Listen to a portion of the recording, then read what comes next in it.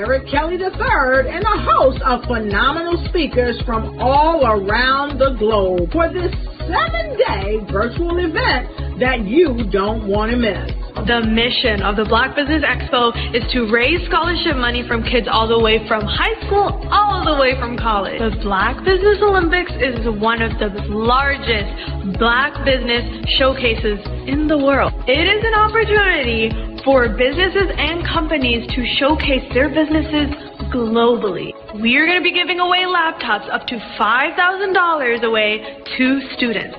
Again, I'm Olivia Appleberry, the founder of 2 Cents Finance and one of the speakers for the expo. I am so excited to see you there. For more info, go to www.blackbusinessexpousa.com or call 919-308-9090 and hope to see you there. I am Black Business. From the moment I wake until the time I sleep. Yes, I am Black Business. I am Black Business. Tell me, are you Black Business? I am Black Business. Do you support Black businesses? Listen, I support Black business because I am Black Business. Black Business Expo, one of the largest business showcases in the history of Black business in the world. The world! Sign up today at www.blackbusinessexpousa.com or call 919-308-9090. I am Black Business. I am Black Business. From the moment I wake until the time I sleep, I am Black Business. I am Black Business. Are you Black Business? I am Black Business. Do you support Black businesses? I support Black business because I am Black Business. Black Business Expo, one of the largest business showcases in the history of Black America in North Carolina. Join Dr. Eric Kelly III and a host of phenomenal speakers from all around the globe for this 7-day virtual event that you don't want to miss. The mission of the Black Business Expo is to raise scholarship money from kids all the way from high school all the way from college. The Black Business Olympics is one of the largest Black business showcases in the world. It is an opportunity for businesses and companies to showcase their businesses globally. We are going to be giving away laptops up to $5,000 away to students. Again, I'm Olivia Appleberry, the founder of 2 Cents Finance and one of the speakers for the expo. I am so excited to see you there. For more info, go to www.blackbusinessexpousa.com or call 919-308-9090 and hope to see you there.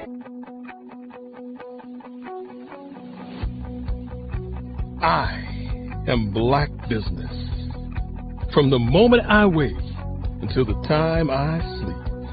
Yes, I am Black Business. I am Black Business. Tell me, are you Black Business? Black Business Expo, one of the largest business showcases in the history of Black business in the world.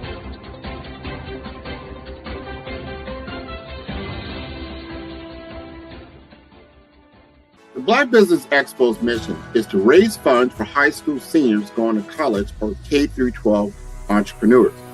This expo is a fundraiser for students. Please, you may go to www.blackbusinessexpousa.com to donate to the scholarship fund or use the Cash App at $BBXUSA. Our goal is to give laptops and up to $5,000 to 10 students. Students can register online at www.blackbusinessexpousa.com. Every dollar counts. please donate to the Black Business Expo USA Scholarship Fund.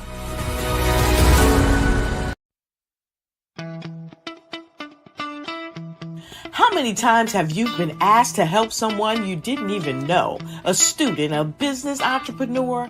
Or did you ever even ask, where did they end up? That business, that friend, that entrepreneur. Well, just maybe they ended up in a gang, bankrupt, homeless, or worse, dead. Maybe they turned to crime, drugs, and alcohol. Did you ever wonder? Did you destroy their dream, or was your life always so easy? At the Black Business Olympics, we started a movement to help students complete. Give them hope and foster success. Help them to leave their dreams of providing laptops, computers, and up to $5,000 in scholarship funds. Today, we ask you to help a student, a business owner, or an entrepreneur to realize their dream by sponsoring them, supporting them, and buying from them. Consider this. With $1.6 trillion in our Black community, we only ask for a small donation for our students, our businesses, and our entrepreneurs. And you can change a life today. So I ask you, what are you going to do? Sit on the sideline and watch our students in high school be losers, miss out on their dream from lack of resources? Or are you going to donate to the movement and change their future and yours as well? Give us a call today at 919-308-9090. Change their life by investing with action to the Black Business Olympic Fund. The Black Business Olympics, one of the largest business showcases of Black business in the history of the world.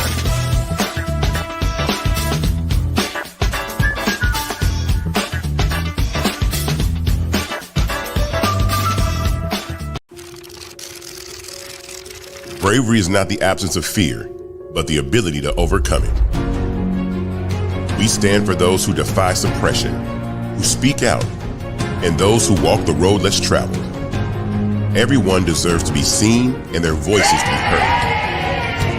We're sparking a movement, growing a community of creators united by the desire for freedom, choice, equity, and ownership. At Fanbase, it's all for one and one for all. We support each other to guide, promote, and uplift you in a place where you can unapologetically be yourself. A place where your voice, ideas, and creativity are not just welcomed, but celebrated. We are Black founded, minority funded, and supported by a diverse, inclusive, powerful community that believes in the strength of authenticity and individual choice. Regardless of success or background, we welcome you. The marginalized, the underappreciated, the successful, the superstar. We're for all who seek a space to express themselves freely, where they are rewarded for being their authentic, true self. We transcend labels because only we have the right to define ourselves. We are built for the brave, the culture, the creators, and for the future where everyone has a power to shape their own destiny, where all are empowered, voices are amplified, and freedom is embraced. For the first time, you have a chance to own the platform you helped make popular. It's a revolution, a movement in how we connect, create, and share.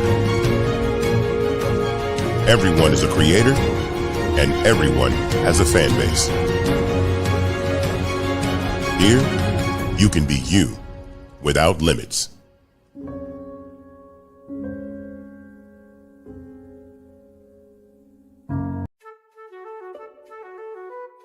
This is Dr. Arnold T. Petsworth. He's the owner of Petsworth Vet World, a veterinary clinic in Hopton, Connecticut. His patients include dog, cat, frog, fish, Goldie, dog, and this alpaca. Due to doctor-patient confidentiality, we can't tell you their names. Business at Vet World was steady, and then quarantine hit. Neighbors brought new four-legged friends into their homes. Bunnies. Bunnies everywhere. Dr. Petsworth welcomed these new patients with open arms. The only problem? There were more appointments than he could manage. That's when Dr. Petsworth turned to his American Express business card, which offers spending potential that's built for his changing business needs. He decided to hire a new assistant, Julio, and with spending power built for business purchases, he used his card to furnish a new exam room. Together, Dr. Petsworth, Julio, and American Express Business made sure all the pets of Humpton got the love and care they deserve. And everyone was happy. Get the card built for business by American Express. Ladies and gentlemen, and fellow professionals, please allow me to introduce myself. I am David Jones, the co-founder and CEO of the Hello LLC, where I am passionately dedicated to guiding individuals and businesses toward their own return on time investment. Time is my only competition. With over 20 years of experience as a corporate C-level executive, I bring a wealth of knowledge and expertise to the Hello LLC. My career journey has been marked by a relentless pursuit of excellence in marketing, strategy, and business management leadership. I have had the privilege of working with renowned Fortune 500 companies such as Xerox, American Airlines, Hilton, and Geico. However, what truly drives me is the transformational work we do at the Hello LLC. We are pioneering a new approach to business in the metaverse, where we empower businesses and individuals to build strong foundations, automate their processes and systems, while thriving in the ever-evolving digital landscape. More than just a 3D digital marketing agency, the Hello LLC is truly a community built on love, kindness, and integrity. We want more for you than from you. As I often say, collaboration is the new competition.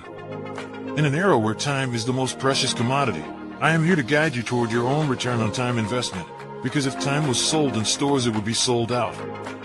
With a deep commitment to excellence and a strong belief in the power of community, I don't just lead a company, I lead a movement into the future of business. Ladies and gentlemen, it is both an honor and a pleasure to be your guide on this remarkable journey. I am David Jones, and together, we will embrace a future marked by success, collaboration, and the transformative work we do at the Hello LLC. Hello stands for helping everyone live life optimally. So, let's make that pivot together and start living life optimally today.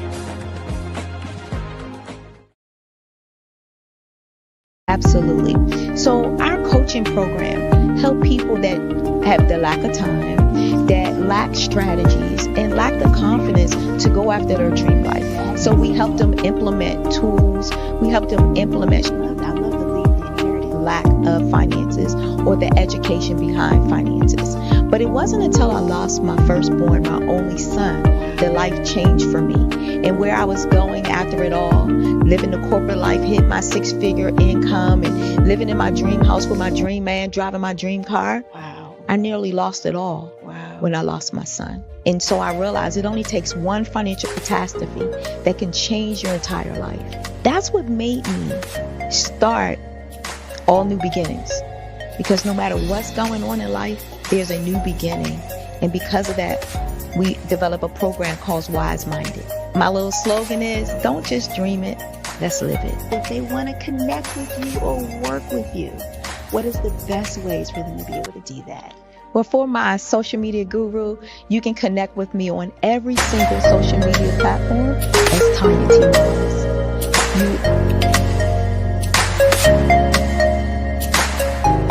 I was born in a little village on the island of Haiti. Many deadly diseases pounded me. It is as if they were on a mission to end my existence on this earth. I refused to give up. In 1983, I left Haiti and came to the United States of America. And I came with $5, 2 shirts. I didn't speak any English. I came to Atlanta. I got a job. I was a doorman. I was a doorman with a dream. What I used to come on stage. I'd rehearse this moment that I'm standing in front of you. That's the power of a dream. Maybe today is the day you begin acting as if you already have it.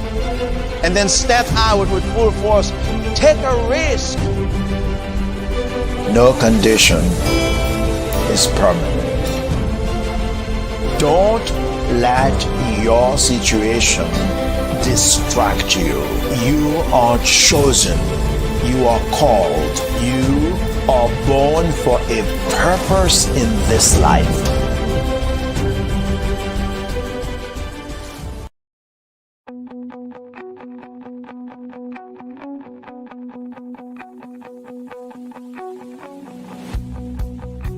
I am Black Business.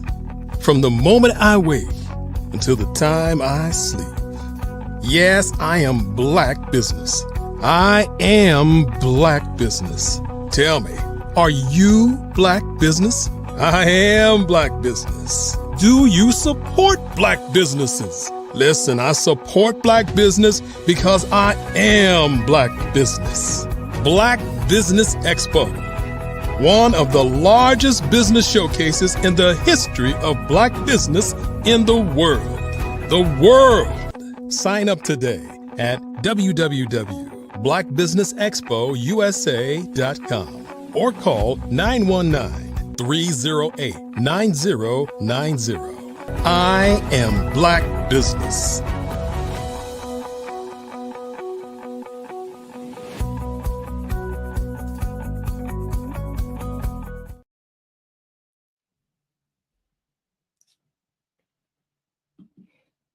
Good day, business owners, entrepreneurs, thought leaders, corporations.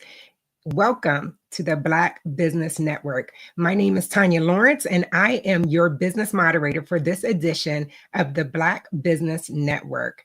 The Black Business Network is a 24-hour network showcasing Black businesses, business owners, entrepreneurs, and thought leaders worldwide. We have speakers from North Carolina, Maryland, London, Singapore, Africa, Japan, and cities all over the United States. The Black Business Network is a global community sharing its business knowledge to empower, inspire, and educate businesses about business. We will be hosting a fireside chat today with Gloria Lawrence. I am really excited about this, and you'll find out why in just a moment here.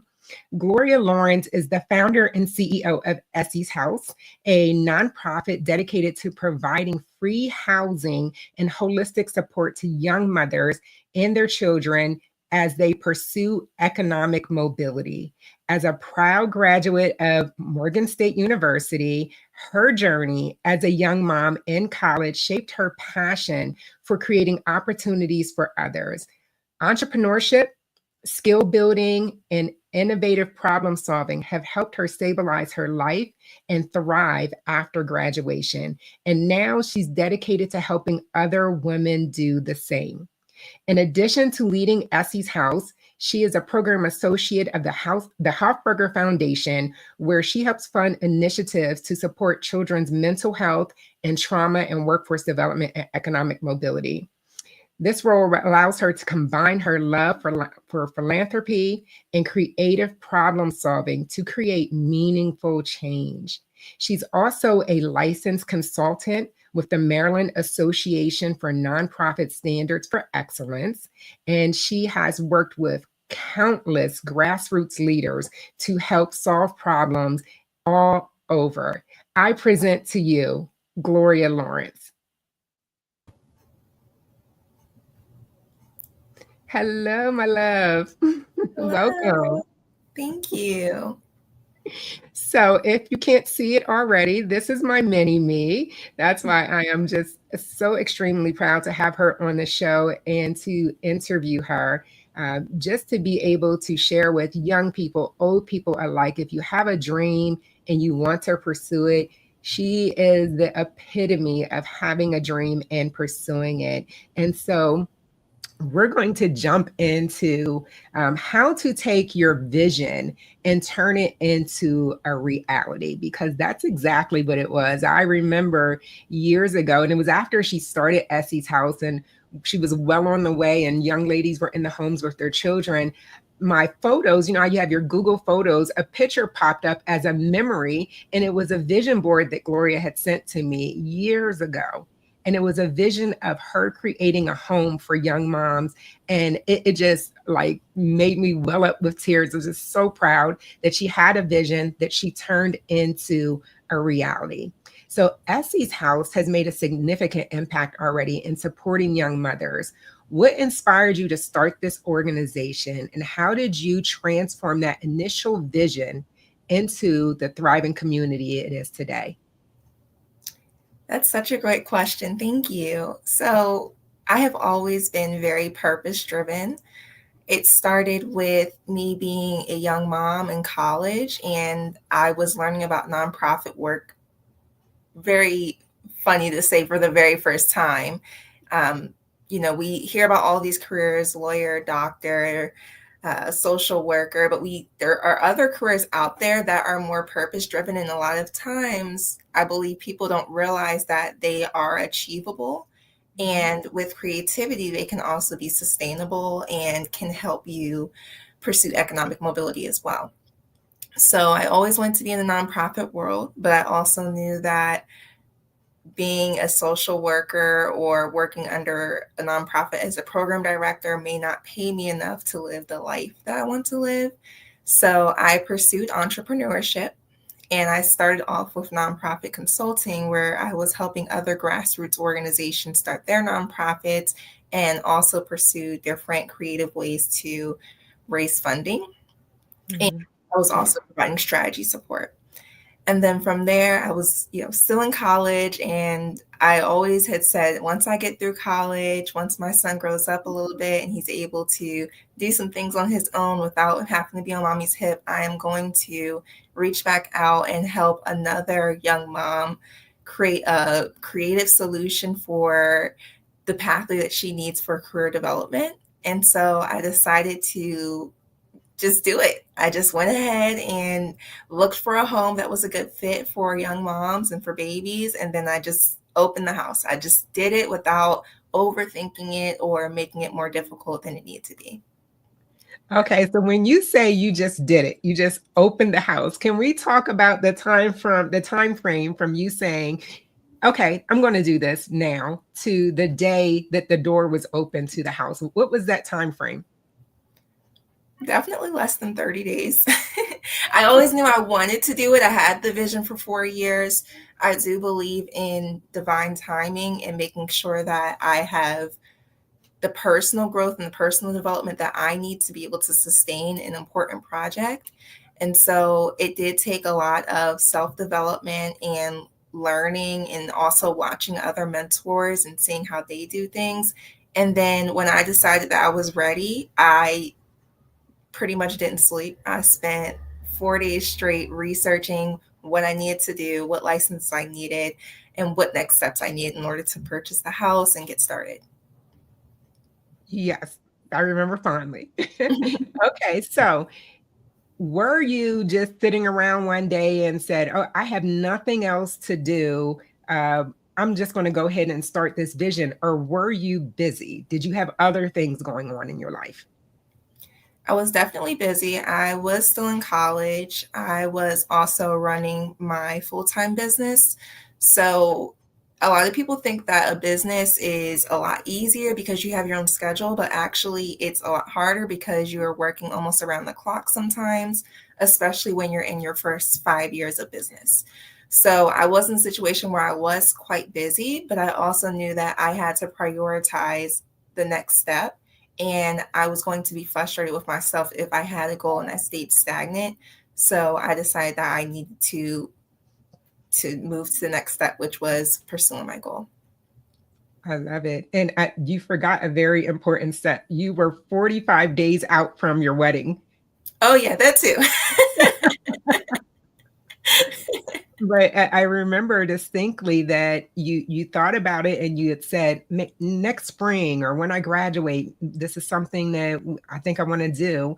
And you started talking to other people and other organizations, and a need arose immediately for a young mom. And you just went into full action. And I think that's so important for people to know, that when the timing is right, you have to make that move. And so being prepared and having that background knowledge that you had so that you knew how to frame out the questions over a 4-day period to find the answers that you needed to be able to take action. Let's go into that a little bit. How did you know what type of questions to ask in order to be prepared to start this venture? Mentorship was very helpful. I looked to a particular mentor even 4 years ahead of me opening the home to find out what were the steps in even starting a nonprofit. And then through practice of me coaching other nonprofits, I started to learn the ins and outs and even deal with things firsthand through other organizations. And so I didn't have to take the hit because I was learning with other organizations. So with that, then I was actually learning on the go. And so when I finally started my own, I had a lot of background knowledge about where to start. And then I also had ChatGPT. So if I couldn't figure something out, ChatGPT could definitely develop on my idea. I love it. And what are some of the types of nonprofits that you've helped over the years when you started your nonprofit consulting firm? Most of the nonprofits that I worked with were grassroots Black-led nonprofits, and the majority of them were human and social service organizations. So they provide support, whether it be housing, food, any basic need, or even mentorship or career development programs. And what assistance did you provide to those nonprofits? So we started off with nonprofit startup, and then after a while, I started having people ask me, okay, well, I have my paperwork. What do I do next? And that's when I started putting together business plans. And then after business plans, it was, okay, I have the plan on paper. Now I need support with implementation. And so that's when I began to do private consulting, and we would meet on an ongoing basis to talk about the implementation of the project. After a while, that became something that was a little too overwhelming because, again, I was in school and I was working with my child, in the evening. So it was a little bit overwhelming. So I decided to start group coaching as well. And so, especially for people who can't afford the private coaching, they're able to attend a group session. And that's where we ended up. I love it. I love it. Seeing a problem, identifying the problem, and then figuring out a way to help solve the problem, help people solve their own problems is so important. So thank you for that. So you were empowering people through their challenges. Excuse me.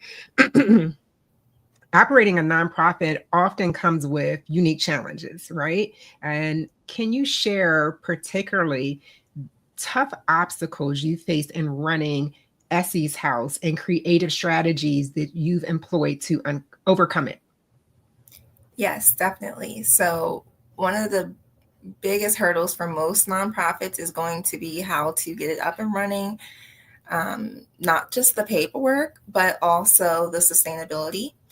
So you often run into the issue where grantors or people think, oh, I need to just get a grant. But when you're looking for funding, they often want to see some outcomes. And then the outcomes, in order to get outcomes, you have to be providing services.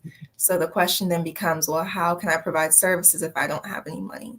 So it's just like any other business, you do have to invest in your idea if you want someone else to invest in you. So early on, I decided to invest in my idea, and that could look like time. It could look like money. It could look like a mix of both. If you have less money, then you need to invest more time. And so that's what I did to get it up and running. And with that challenge, there's also the need to be creative. So I turned my for-profit consulting business into a social enterprise, and I use that in combination with the programs and services that I wanted to offer the young moms in order to make the program sustainable. And then I also opened a behavioral health clinic, which is for-profit, and that also provides sustainable source of revenue for the organization. That is phenomenal. Oh my goodness, where do you get all those brains from? I love it. I'm going to take so much credit for you. All right. So you have been doing a lot. You have been supporting others. You have been continuing to grow and thrive and strive on your own. Let's talk about innovative support systems, because Essie's House offers a range of programs for the young moms, from mentorship to vocational training. What innovative approaches have you implemented to ensure these programs effectively empower the young mothers at Essie's House? So one of the first things that we noticed is that there is not a program similar to ours in Baltimore. So oftentimes we have women who realize that they're not interested in a career pathway, and we often struggle with, well, what do we do with them now? Because we can't send them anywhere unless it's a shelter. And sometimes they've already been to a shelter, or sometimes the shelter is full. Sometimes they've been somewhere that feels safe and feels like home, and they don't want to go to a shelter. So, and they don't want to be homeless. So we deal with that a lot. And one of the things that we also notice, whether it be not being interested in the career pathway or just not being able or capable. And sometimes mental health is a big hurdle when it comes to actually pursuing your goals. And it wasn't something that I realized was so important until I started working with the young moms and realizing that we were talking about two different things oftentimes. And so we had to take a step back. And of course, we want you to reach your career goals, but we want to make sure that your mental health is taken care of as well, because a lot of times they have experienced trauma. So one innovative thing I did was I combined the mentorship and the fun side of Essie's House and the brunches and the holiday parties into what we call a mommy meetup, which starts in March. And our mommy meetups are in combination with mental health support. So it bridges that sustainability gap for our organization, but it also provides women with access to mental health services, and they do engage in one-on-one therapy as well. And it also breaks that stereotype and that stigma of mental health being something that is for people who are sickly or for people who are underprivileged, and then making it feel like it's for everyone. And also the community building aspect as well does help with the mental health support. I love that. You touched on so many things, but mental health and the stigma that can be tied to it. People think that mental health is automatically tied to being crazy or insane, and they don't want to be labeled in that way. And I love to share with people that the richest and the most successful people in the world have a life coach, a health coach, a nutritionist. All those people, all of those things impact their mental health. So it may not, and they may even have separately someone who just has the title of therapist. And so these supports are absolutely necessary for people to be able to move and thrive in whatever area of life they want to pursue. Now, when you have the young ladies at Essie House, is it a requirement that they have a career path or career goal? I heard you talking about some people not knowing even where to start, where to go. Is that a requirement for the young ladies to be at Essie's House?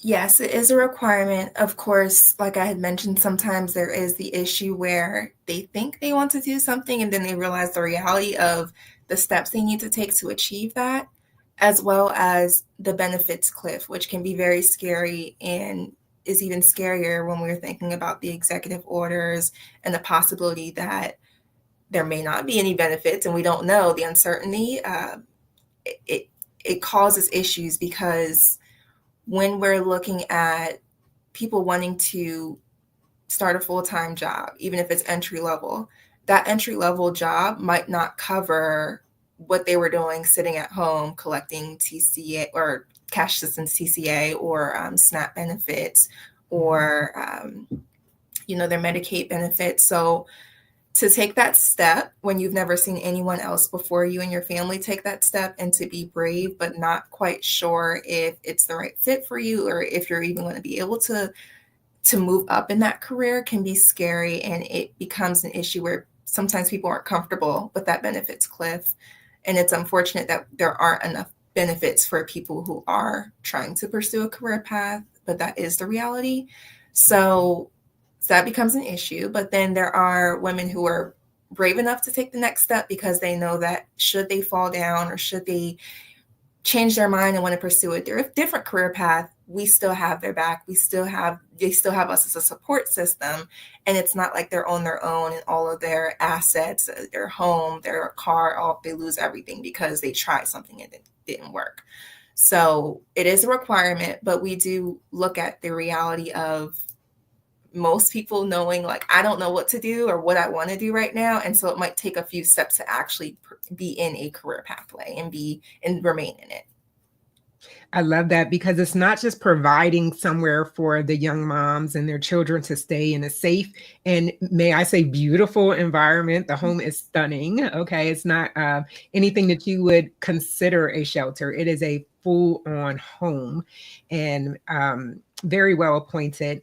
But it's one place for them to just have somewhere to stay that's safe, comfortable, warm, but also to know that they're progressing in a manner that they'll be able to sustain that same lifestyle and level of comfort once they are on their own. So I love that. And, having the career coaches and the support system is so important. Like you said, if they haven't had that person to model in their family before they're the first in their family, maybe to graduate high school or to graduate college or to have a career path, not even knowing where to go can seem daunting and scary. And I understand that from someone who's had people before her in her family have master's degrees, go to college, have very successful careers, and still in my own journey, in my own path, thinking I had an idea of what I wanted to do, who I wanted to be. That first college degree was going to school to get my degree in criminal justice, because my thought was when I graduated, I was going to be a police detective. I was going to be, you're too young to remember this, but there was a show called Homicide: Life on the Streets that was taped in Baltimore. And I thought that I was going to wear my jeans, my boots, and my black leather jacket and go out and solve crimes, right? That was my whole career path. I was going to do that right after graduation. And I found out my very last semester, I was taking classes with other police officers who were beat officers who walked the street. And I found out that I couldn't just graduate from college and go directly to being a detective, a homicide detective at that. I was very specific about what I wanted, my outfit and my career. I didn't realize that I couldn't just jump from one to the other. Now, it spent all this time getting all this knowledge and found out that I wasn't going to be able to use it unless I became a beat cop first, served my time walking the streets, chasing people with guns and having people chase me with guns. And I was like, that's it. New career path. What am I doing now? And so I was fortunate that I had a solid career already as a cosmetologist. I owned my home. I was doing things along the way, and I had an amazing support system. I can't imagine if I didn't have all those I's dotted and T's crossed, how afraid I would have felt, thinking, I've spent all this time doing this and I don't have anywhere to go from here. So I think what you're doing is just phenomenal to set that foundational layer for people and have them be able to support the young people that are our future. The young moms and those children that they have are absolutely our future. And I just can't wait to see the impact and the fruits of this labor and what comes of it. Which one of these babies will be our next senator or our next president, or make some life-changing technology, because they had a great foundation to start with. So I applaud you. I know there are people watching this show all over the world right now who are saying, oh my gosh, I'm so inspired. How do I help? What can I do to support these young moms? What would you recommend for someone who wanted to find a way to support Essie's House in the ventures that you have?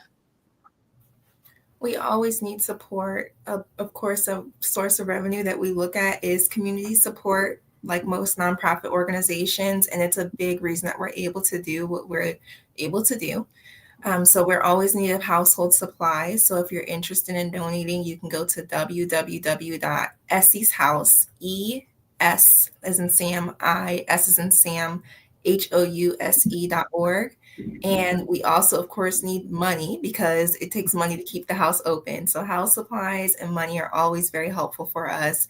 And you can also volunteer your time. If you want to be a mentor, you're welcome to sign up on the volunteer page as well. What about people who have companies that these young ladies may eventually want to find a career path in? So there is actually a volunteer page for mentorship, and there's also a separate volunteer page that is specifically for anyone else who would want to collaborate or be a potential partner. So you can also fill out your form there. Fantastic. Well, I am just elated about this information and being able to get it out to such a wide audience, a global audience. Let's talk about some of the community impact and the stories that you have. The success of Essie's House is best reflected in the stories of those you've helped. Can you share a memorable success story that highlights the transformative impact of the organization has had on a young mother's life? And it's only been over a year. So if you have one, let us know if you have an impact story. My favorite, well, I have a few. One of our first young moms to come to the home, she came with a baby that we all fell in love with, and she came in the door running. So a lot of times we have moms who come in and they're like, I don't know what I want to do. I don't know how I'm going to make this happen. She came with her car and she said, listen, she put another young mom in the back of her car and she's like, I'm going to do DoorDash until I find a job. And if you watch the baby, I'll split the money with you and I'll just run in and out the car and drop things off. And she went and she got her CDL license and she got her real estate license. She moved to Georgia and got her own apartment. And that was all within a year. We literally hosted her for maybe a month and a half. And she just needed a small hand up to make it happen. Wow. And that other young mom that she put in the back of the car, I think she inspired her because that woman, she started off making around $15,000 a year, working at a local shelter, even though at that point she was homeless herself. And she was making around $15,000 a year. She went to school. She started school, and she also got her mentor who helped her find a job at a local charter school. And she's making over $65,000 a year right now, just within the last year. And it's just because she believed she could. So those two young moms have been doing fantastic. And then the third young mom that was the first cohort in the home, she started off with us and she had a sick baby, like you mentioned prior. And she just finished her CNA classes and graduated. So, and her daughter's in remission. So everyone's doing fantastic. Oh my gosh. I did not know that. I have chills. I am not going to cry on national TV. That is phenomenal. The baby's in remission. She's got her CNA. Like, that is what it's all about. I am so proud of her. I love that. Thank you for sharing that update with the world. This work is so important. And I really am proud of you and the work that you're doing. The volunteers.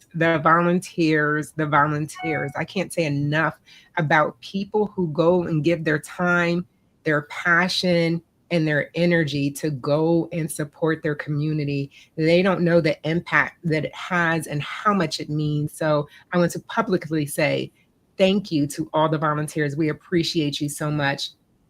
And so one more time, the website for anyone who wants to make a donation, who wants to volunteer their time, who wants to show their support in any way, where can they reach Essie's House? Yes, so we're at www.essies, that's S as in Sam, house.org. Okay, fantastic. Now, how did you come up with the name Essie's House? So Essie, I actually went to Ghana. That was my first international trip, and they named me Essie, which is born on Sunday. So I decided that that would be the appropriate name for our organization because it also it signifies being reborn again and having hope. Our program also is the full name is Essie's House of Hope, which is her Opportunities, Pathways, and Empowerment. Fantastic. That is beautiful. I think it's so important for people to have that passport and to travel and to have new experiences and learn different things. Is there anything that happened or that you learned while you were in Ghana that impacted how you serve the moms at Essie's House? Yeah, definitely. So when I went to Ghana, I didn't necessarily know what to expect. I was very fortunate because I went with a peer who was from Ghana, and she gave me the full culturally acclimated tour of what Ghana really is. And so I got to see things that I otherwise would not have seen if I was just a regular tourist. And I got to spend time with her family. And one of the things I realized, even though her mom had passed away, they both lived in America, and she was mostly alone in America, besides a few family members and friends, is that when she came home, I seen a different side of her. She felt safe. She felt happy. She lived in abundance. And it was almost like life is at the tip of your fingers. You can do whatever you want to do when you feel fulfilled and you feel empowered and you feel like someone has your back. So that was very inspirational to me as well, just seeing how being home and feeling like you have a home and feeling like someone loves you and cares about you can empower you to be the best version of yourself. Phenomenal, phenomenal. And what are some of the other places you've traveled? Oh goodness. Okay, so I've been quite a few places. My favorite place that I have been was Costa Rica. I went to Costa Rica for my honeymoon in November of, I guess, the open 2023. Yeah, 2023. It seems like just yesterday. That was my all-time favorite trip. It's a beautiful island. If anyone has a chance to go, I highly recommend it. They take a lot of pride in their island. They are all very kind, and the food is great. Okay, I love it. So travel is, I think, so important. Maybe we need to get a Essie's House traveling situation going and give the girls exposure to Yeah. other places and other countries. I know that you were fortunate to be able to go to the islands quite often growing up. So that appreciation for travel and being around other cultures and being able to see that there is a stark difference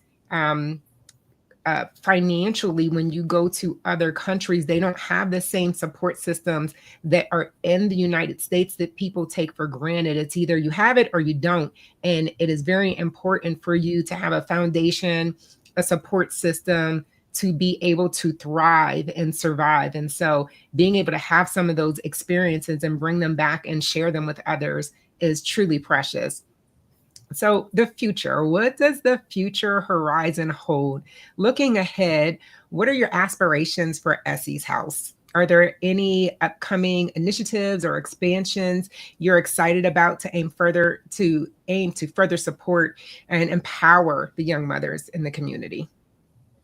Yes, so we just recently moved to a larger building in October of 2024, and we literally, thanks to the help of you, finally put the finishing touches on the unit that we did acquire. And it looks beautiful, it looks cozy, it looks like home, but it is a multifamily unit. So we are looking to fill out all 12 units within that multifamily home. And we are actively raising money and looking for donations to make that happen.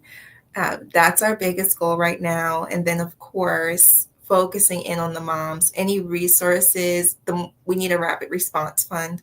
So we're raising money and building relationships with funders so that we can have money to break barriers to success, whether it be transportation, childcare, food insecurity, whatever is needed to make sure that the women can get to the next step. That is our priority right now. Once we've filled out the home, then we'll figure out what's next. I love it. And I know about another initiative that you have that I think was a genius idea. From your work with the Hofburger Foundation and helping nonprofits, grassroots nonprofits, you noticed that there was a lack of technical support for those nonprofits and their need or not having an ability to provide even the paperwork that was needed to secure funding for their nonprofit.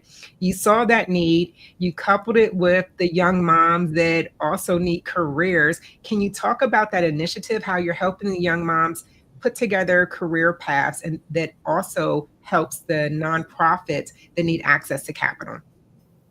Yes, definitely. So I did. I've experienced a lot of nonprofits, especially grassroots organizations that very similar to Essie's House, boots on the ground, first year, of course, but some organizations in their fifth, sixth, seventh, and eighth years in existence are still working with very limited funding and very limited staff and not a lot of capacity. And so it's hard to do the work in the community and also make sure that the administrative back end side of the organization is properly structured and that you are always compliant. In addition to just being able to simply check emails and be responsive to potential funders, donors, and volunteers can be very, very difficult. So what we did is we created a vocational training where we trained women, and it could be a young mom who might do well in administrative support, or it could be a retired professional who might have a little bit more back-end experience in the nonprofit industry or in corporate America and can provide a little bit more of that capacity building support and program development. But whoever we're working with, we're pairing them. It's called mission match. We are pairing that woman, training her for a 4-week intensive and pairing her with an organization that is in need of support but cannot fully afford to hire someone full time. And then especially with these budget cuts, specifically for Maryland, we have a steep budget cut that's going to affect organizations, but then also within the federal government, many organizations that specify as Black-led or Black-served, women-led, trauma, underserved, if you work with underserved populations, all of those are trigger words that can prevent you from obtaining federal funding, which is what makes you more sustainable and helps you to be able to hire more support. And then we're starting to hear that even organizations who change their language have already been flagged as organizations that are previously supporting a certain community and not the entire population, like an underserved community. So that's another issue and another reason why mission match is going to be very important, because organizations might not have the capacity to do all of the work, but they might not also be able to fully sustain a full-time employee. So that's why we've created Mission Match, to be able to make that match between the nonprofit and the women who wouldn't mind having some remote work and doing great purposeful work in their community. Fantastic. And then how do business owners get in touch to receive access to the services provided by Mission Match? So you can go to nonprofit for FOR newbies, NEWBs and Bravo IES.com. There's a Mission Match tab, and then it's literally, I'm pretty sure it just says get a match. It's really that simple. And you can fill out the form and we'll contact you to find out what your needs are and make sure that you're a good fit. Fantastic. And for those, again, who want to be able to reach out and support Essie's House, how do they get in touch to support Essie's House? Yep. So you can go to essieshouse.org, ESISHOUSE.org, or you can email us at info@essieshouse.org. Well, Gloria, thank you once again for joining us. Thank you for the work that you're doing for our community and for these young moms.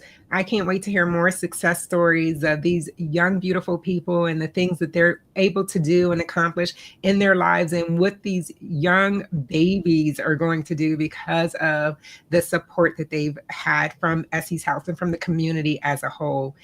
Again, thank you for joining us on the Black Business Expo.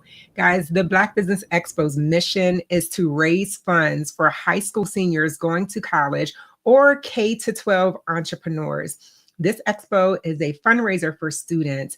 You may go to www.blackbusinessexpousa.com to donate to the scholarship fund, or use the Cash App that's on the screen below. The Cash App is $BBX USA.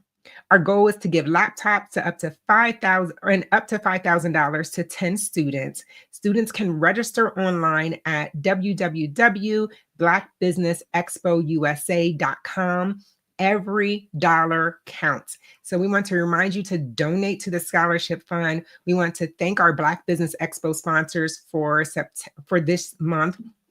They are NC 100, Suede Soul, Carolina, Virginia Minority Supplier Development Council, Step Management, Margie McLean Foundation, Inc., Genius is Common, Executive Women's Success Institute, The Quality Coaching Company, Superwoman Business Services, Creative Force Studios, Lee Entertainment, Black Business Olympics, Artistic Act Design, Banks Law Firm, Black Business Expo USA.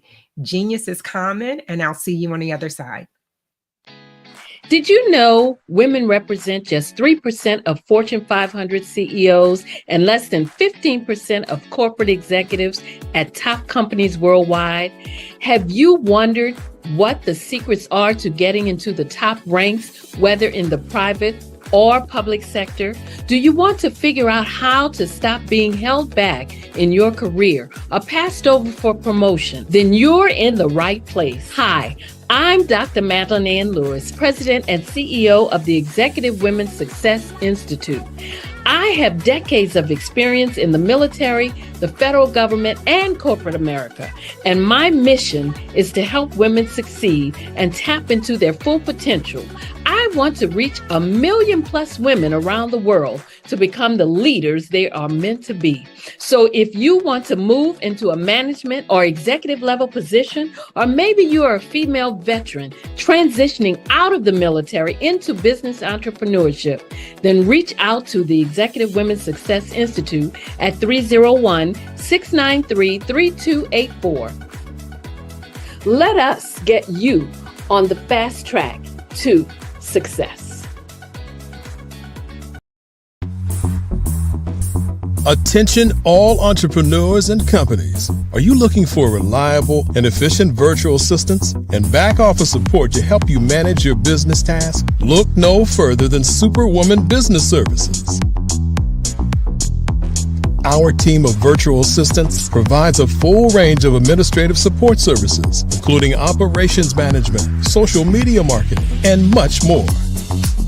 We also offer website design services to help you create a professional online presence that reflects your unique brand. In addition to administrative support and website design, we offer business development and structuring services to help you grow your business and achieve your goals. We'll work closely with you to identify areas of improvement and develop a customized plan to help you reach your full potential. At Superwoman Business Services, we understand that running a business can be overwhelming and time-consuming. That's why we're here to help you fly high and achieve success. Our virtual assistants are highly skilled, experienced, and dedicated to providing you with the support you need to thrive. Come fly with us and take your business to new heights. Let us help you become the superhero entrepreneur you are meant to be.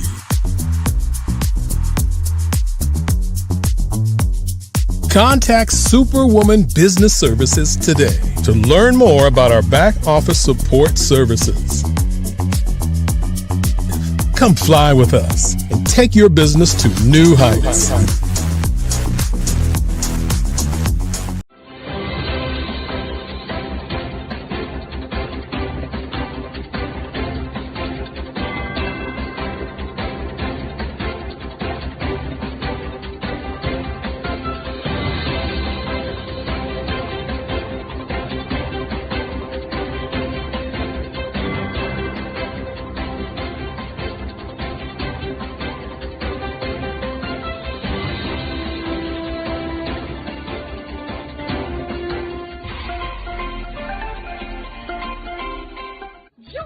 Dr. Eric Kelly III and a host of phenomenal speakers from all around the globe for this virtual event that you don't want to miss. The mission of the Black Business Expo is to raise scholarship money from kids all the way from high school, all the way from college. The Black Business Olympics is one of the largest Black business showcases in the world. It is an opportunity for businesses and companies to showcase their businesses globally. We are going to be giving away laptops up to $5,000 away to students. Again, I'm Olivia Appleberry, the founder of 2 Cents Finance and one of the speakers for the expo. I am so excited to see you there. For more info, go to www.blackbusinessexpousa.com or call 919-308-9090 and hope to see you there. I am Black Business. From the moment I wake until the time I sleep. Yes, I am Black Business. I am Black Business. Tell me, are you Black Business? I am Black Business. Do you support Black businesses? Listen, I support Black business because I am Black Business. Black Business Expo, one of the largest business showcases in the history of Black business in the world. The world! Sign up today at www.blackbusinessexpousa.com or call 919-308-9090. I am Black Business. I am Black Business. From the moment I wake until the time I sleep, I am Black Business. I am Black Business. Are you Black Business? I am Black Business. Do you support Black businesses? I support Black business because I am Black Business. Black Business Expo, one of the largest business showcases in the history of Black America in North Carolina. Join Dr. Eric Kelly III and a host of phenomenal speakers from all around the globe for this 7-day virtual event that you don't want to miss. The mission of the Black Business Expo is to raise scholarship money from kids all the way from high school, all the way from college. The Black Business Olympics is one of the largest Black business showcases in the world. It is an opportunity for businesses and companies to showcase their businesses globally. We are going to be giving away laptops up to $5,000 away to students.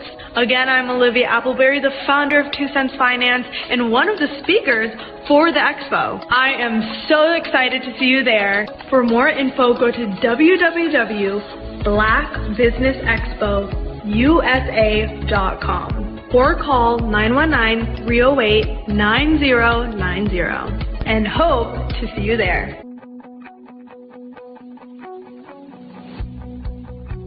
I am Black Business. From the moment I wake until the time I sleep.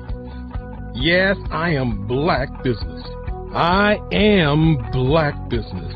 Tell me, are you Black Business?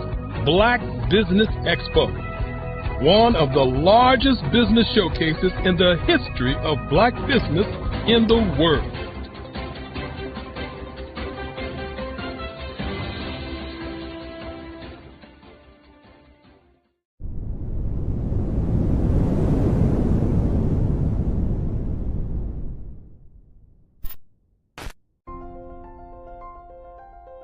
What if you could build your own city? A place where every child can find nurturing people to help them achieve their full potential. A place where every adult can access job training support. Where health education is abundant. Where social justice ruled the land. A place without limitations. Welcome. You have arrived at STEM City USA. It is what every city should be.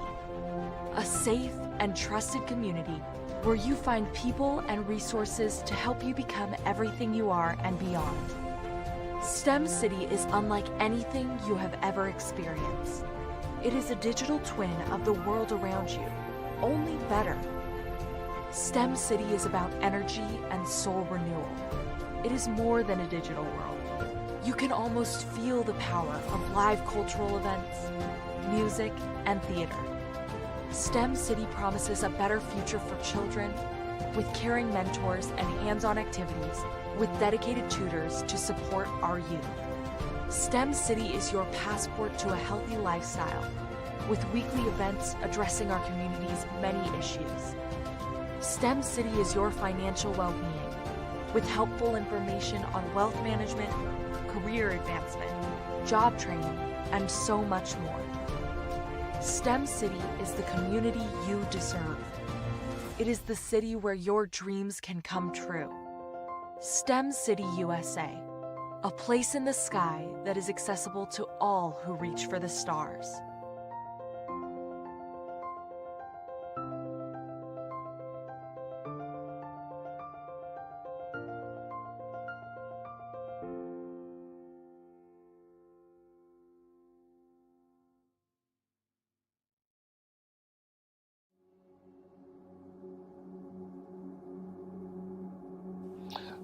I was born and raised in southeastern West Virginia, the coal fields. My father was an AME minister.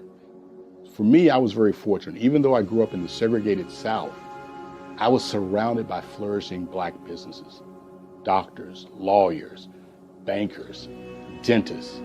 They were all there and they were all successful. And I guess that's part of my dream, is to see that success come back. My name is Joseph Simmons, and I am the founder of the Center for Micro-Entrepreneurial Training. We have this moment in time where we can change the trajectory of people. And our focus is on women, Black and brown entrepreneurs, and their access to capital, their ability to build thriving businesses, the ability to employ people. There's a study that showed that in those three communities, especially Black and brown communities, $1 stays in those communities for 30 minutes. In white community, $1 stays in their communities for 8 hours. So think about it. For you in a Black or brown community to get gas, to get food, to go to a restaurant, you've got to leave your community, take those dollars out of that community and take it to another community that's already being well served. So if we can reverse that, if we can go from 30 minutes to an hour to 2 hours, that's progress. That's what we need to do. I was with SCORE. And then in May of 2020, of course, the events happened in regards to the murder of George Floyd. The other thing that I was experiencing was the denials of federal funds for small businesses. And it revolved around one thing. These businesses were not being prepared for grants and for government programs. And I came up with the idea for the Center for Micro-Entrepreneurial based off those two things. Morgan Stanley had a report out in 2020, first quarter, and they talked about there were three groups that were massively devastated by COVID-19 on their business. That was 1, women, 2, Black, and 3, brown entrepreneurs. The research showed that they had less cash on hand, they had less opportunity to go into a bank and get money, and they were very dependent on family and friends to keep their business up and running. If we can focus on those three groups, then we can have a dramatic impact on our communities. Really, the focus is on 3 areas. And those 3 areas are 1, the people, 2, the courses, and 3, a support network. Here at CMAT, we will provide you with the fundamentals for generational success. And you will be creating a vibrant community by attending our 5-day immersive training course.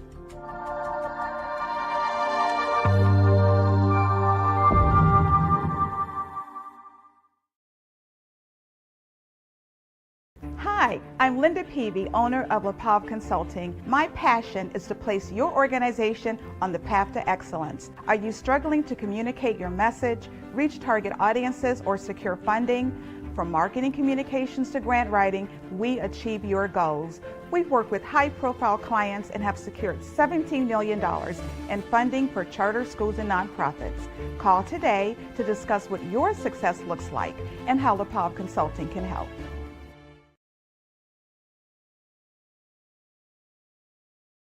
Welcome to Intentionality with Dominique, the show that helps business owners become valued and in-demand suppliers in the marketplace to scale their businesses. Let's start today's show with host and intentional connector, Dominique Simpson-Milton. My favorite question to ask, but what would you say is the difference between working in your business versus working on your business? Oh my goodness, it's a mindset for sure. And prior to working with the council and working with you, I don't even know that I placed as much emphasis and importance on it. But now I understand the importance of working on the business, which is that business development, strategic planning, taking that 30,000 foot view, every 6 months and definitely at least once a year to find out what's working well, what's not, pivoting if there's a need to pivot, adding new verticals. Like that's working on the business. Working in the business is the day-to-day operations. Putting out fires in the day-to-day, responding to emails, that type of thing. And working on the business is setting a strategy based on, what's going on in your various industries. What are the trends, and making sure that you are doing the steps to stay in front of those trends. As you grow and as you evolve, I'd say there are a couple of things to that. One is, if you are in the weeds every single day, and quite frankly, when you start a business, there's not a lot of, it's hard not to be, right? Because you're probably small when you start. There are probably not enough resources for the things that you have to do. That's normal. But as you grow and as you evolve, you start to understand that if your view is here, then you cannot gain the perspective to see all of the interrelationships and all of the opportunities and all of the strategic maneuvers that you should be doing in order to grow your business in step functions as opposed to incremental. Well, working in the business is doing everything. You wear all the many hats. Working on the business is finding out what hat you like and then being able to put in processes, systems, people that will help complement your skills. Chasing the dollars, trying to make sure payroll is done. You have enough work to cover payroll and $2 or $3 in your pocket. The next thing you know, year after year, you're in a rat race. You never been trained to develop your business or to take it to another level. As long as I can focus on where we are going, because no one else is doing that in the company, except for me. So if I can see, here's where we're going, and I need all 10 of y'all to come with me, then if we all do that together, then the business grows because everyone is focused on the thing they're supposed to be focused on. Love that. Yeah. I think for a lot of business owners, particularly when you're just getting started, you're wearing multiple hats. I tell people all the time, I was always letter E, all of the above, when we used to fill in those multiple choice tests. And even now I still do a lot, but what is really great is that right now I'm in Richmond. My team back in Raleigh is handling everything. I don't have to pick up the phone. I don't have to check that email because I know that they can take on whatever is being thrown at them. Take time to slow down in order to speed up. Invest in CVM SDC developmental programs each year to grow your business. Working in equals maintaining. Working on equals growth. Visit cvmsdc.org for more information on our development programs. Email us at info@cvmsdc.org. At 5-Star BDM, we don't just elevate brands, we forge industry icons. Our mission is to amplify your business and personal brand through dynamic AI-enhanced strategies and an elite professional network of over 20,000 experts. We empower entrepreneurs and small to medium-sized businesses to lead, scale, and transform. Our powerful network accelerates your speed to market and connects you with unparalleled growth opportunities. If you're ready to lead, we'll position your brand to set the industry standard. Explore our comprehensive services designed to build your brand, drive growth, and innovate your business. From personal branding and business development to technology solutions and investment banking, we offer tailored strategies that deliver measurable results and help you dominate your market. Our personal branding service uniquely tailors your professional story. Starting at just $99 per project, we offer online courses, in-person workshops, and scheduled weekly calls. Perfect for individuals beginning their personal branding journey, we help you craft a legacy that commands attention and respect. Strategic plans and execution are at the heart of our business development services. We focus on sustainable growth, helping you secure funding, scale operations, and expand your market reach. Our expertise ensures your business thrives in competitive environments. Innovate with custom artificial intelligence, machine learning, and software solutions tailored to your needs. Our technology services are designed to enhance your business operations and drive efficiency, ensuring you stay ahead in the digital age. Discover real stories and real results. From healthcare startups to tech entrepreneurs, our clients have achieved extraordinary success. For instance, a healthcare brand transformation led to a 40% drop in patient infections, showcasing our impact in diverse industries.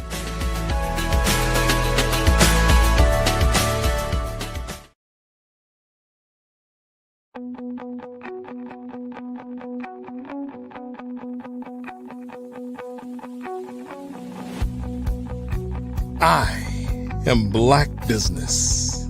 From the moment I wake until the time I sleep. Yes, I am Black Business. I am Black Business. Tell me, are you Black Business? I am Black Business. Do you support Black businesses? Listen, I support Black business because I am Black Business.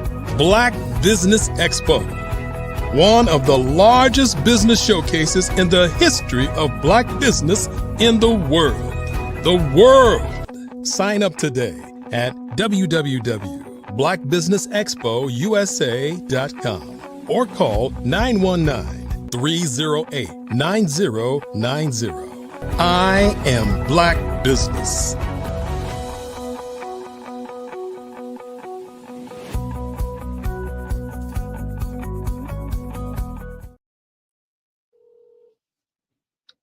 Good day, business owners, entrepreneurs, thought leaders, and corporations.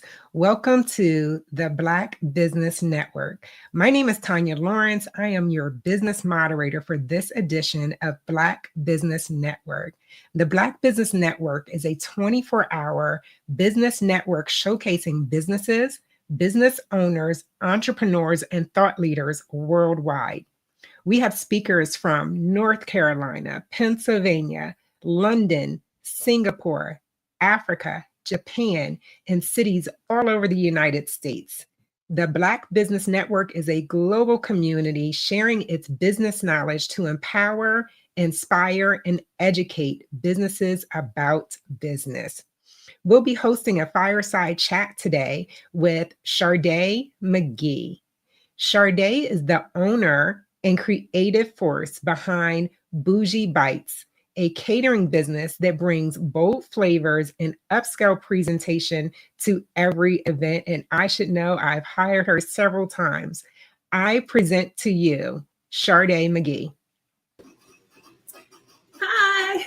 Hello, beautiful. Welcome. So happy to have you here. Thanks for having me. So I know that you are always busy catering events and hosting events. So we are happy to have your time here today. Where are you joining us from? What city and state? Pittsburgh, Pennsylvania. All right. Home of the steel industry. Yes, the Steelers, the Three Rivers, and so much more. Yeah. So talk to us about Bougie Bites. What does Bougie Bites offer? Bougie Bites offers, I would say, like home cooked food for. I want to be a corporate caterer, so I just want to bring home cooked food to boardrooms. That is the goal. For people that are sitting in those boring meetings, those meetings that could have been handled in an email. So now when you bring food to the table, it's like, it's not your regular Chipotle. It's not, what is that other one? Moe's, nothing like that. So now it's like home cooked. It's like, you could tell somebody put some love, some flavor in this. So now you're excited about going to those meetings. Yes, food makes everything better. Yes, it does. It does. Yes. So every great brand, every great company has a story. Take us back to the beginning of Bougie Bites. What was the aha moment that sparked your journey into the food industry? Oh my goodness. So my aha moment came after long years and years. So I've been cooking my whole life, and I always like to entertain. So the two came together once I started throwing parties, birthday parties, game nights, things like that. And everybody was like, your food is really good. You should sell it. And I was like, ain't nobody gonna buy my food. So it was my fiance continuously would be like, well, why don't you sell your food? You should sell your food. And I'm like, no. Then my friends, feeding my friends, we were all sitting around the table and they were like, Sade, this is really good. You should sell it. And I thought about it and I was like, well, why shouldn't I sell it? Like, all right, I'll think about it a little more. And then I finally took the step. My fiance was working at Pepsi and he was like, well, cater to the guys. And I said, okay. So slowly but surely, I started 5 people, 10 people. I think the most I had at one time was like 40 people. And I was doing all inside of my house. So it's like, okay, I can do this. I can do it. So with encouragement from my fiance, my friends, it was just like, let's make this transition. Let's make this transition. And I took a chance on me. I quit my corporate job and decided to become an entrepreneur, a full-time entrepreneur. And it's been amazing ever since then. Oh, wow. That is phenomenal. And, starting a business from scratch is a lot of work. People think like, oh, I have a skill or a talent. I'm just going to do what I'm good at, and it's going to be a successful business. You're shaking your head because no, that is not how it works. Talk to us about some of the support systems that you had to take your idea from this is what I'm good at to actually creating a business, a successful business around it. Okay, so it started with me being able to cook, selling plates. And then once I was ready for the next step, here in Pittsburgh, Pennsylvania, we have programs that'll help. I had collaborated with Catapult Greater Pittsburgh. And that program, they have a great foothold in the community. They help a lot of retail businesses, a lot of catering businesses, or a lot of food businesses that now want to make the step from doing it by yourself to learning how to do it and be successful at doing it. I got into their program. It was a year, and they taught me like the fundamentals of running a business. Because I thought I can just cook and that's it. Let me just cook the food. But once I got into it, I was like, oh, I can't just cook the food. I gotta do the taxes. I gotta make the menus. I gotta shop. I gotta find the best deals, best prices. So working with them, they've helped me to learn the backside of it, the backstory, learning how to set up an LLC, EIN, catering 101, what that was done by a caterer here in Pittsburgh. Mm-hmm. And I've greatly misunderstood the whole thing of being an entrepreneur, because they make it on Instagram and on Facebook, they make it look so fun. It looked like everybody's having fun, everybody taking trips. And I'm like, okay, I'm gonna be an entrepreneur, but nope. It's not a cakewalk. But I'm in it for the long haul. I love it, and I wouldn't trade it for the world. Yes, being able to wake up every day and pursue your passion is a gift like no other. I mean, we talk about, it looking very, very easy on social media, but if you had your rathers, would you ever trade being able to do something you're passionate about every day, juxtaposed to going back to a corporate career that gives you set hours of 9 to 5? I would not. I would say my 9 to 5, I enjoyed it. I was a personal banker supervisor for a local bank here. I enjoyed it, but it didn't feed my soul. This feeds my soul. Me getting into a kitchen, creating something with my hands, me thinking of a menu and like, okay, I'm gonna try this, and me going into the kitchen and creating it and tasting it and be like, oh, that's good. Or me having somebody else taste it, like there's certain things I don't eat, but I can cook good. Like I don't eat collard greens, but I can cook collard greens. And that whole thing is just like, I'm anointed.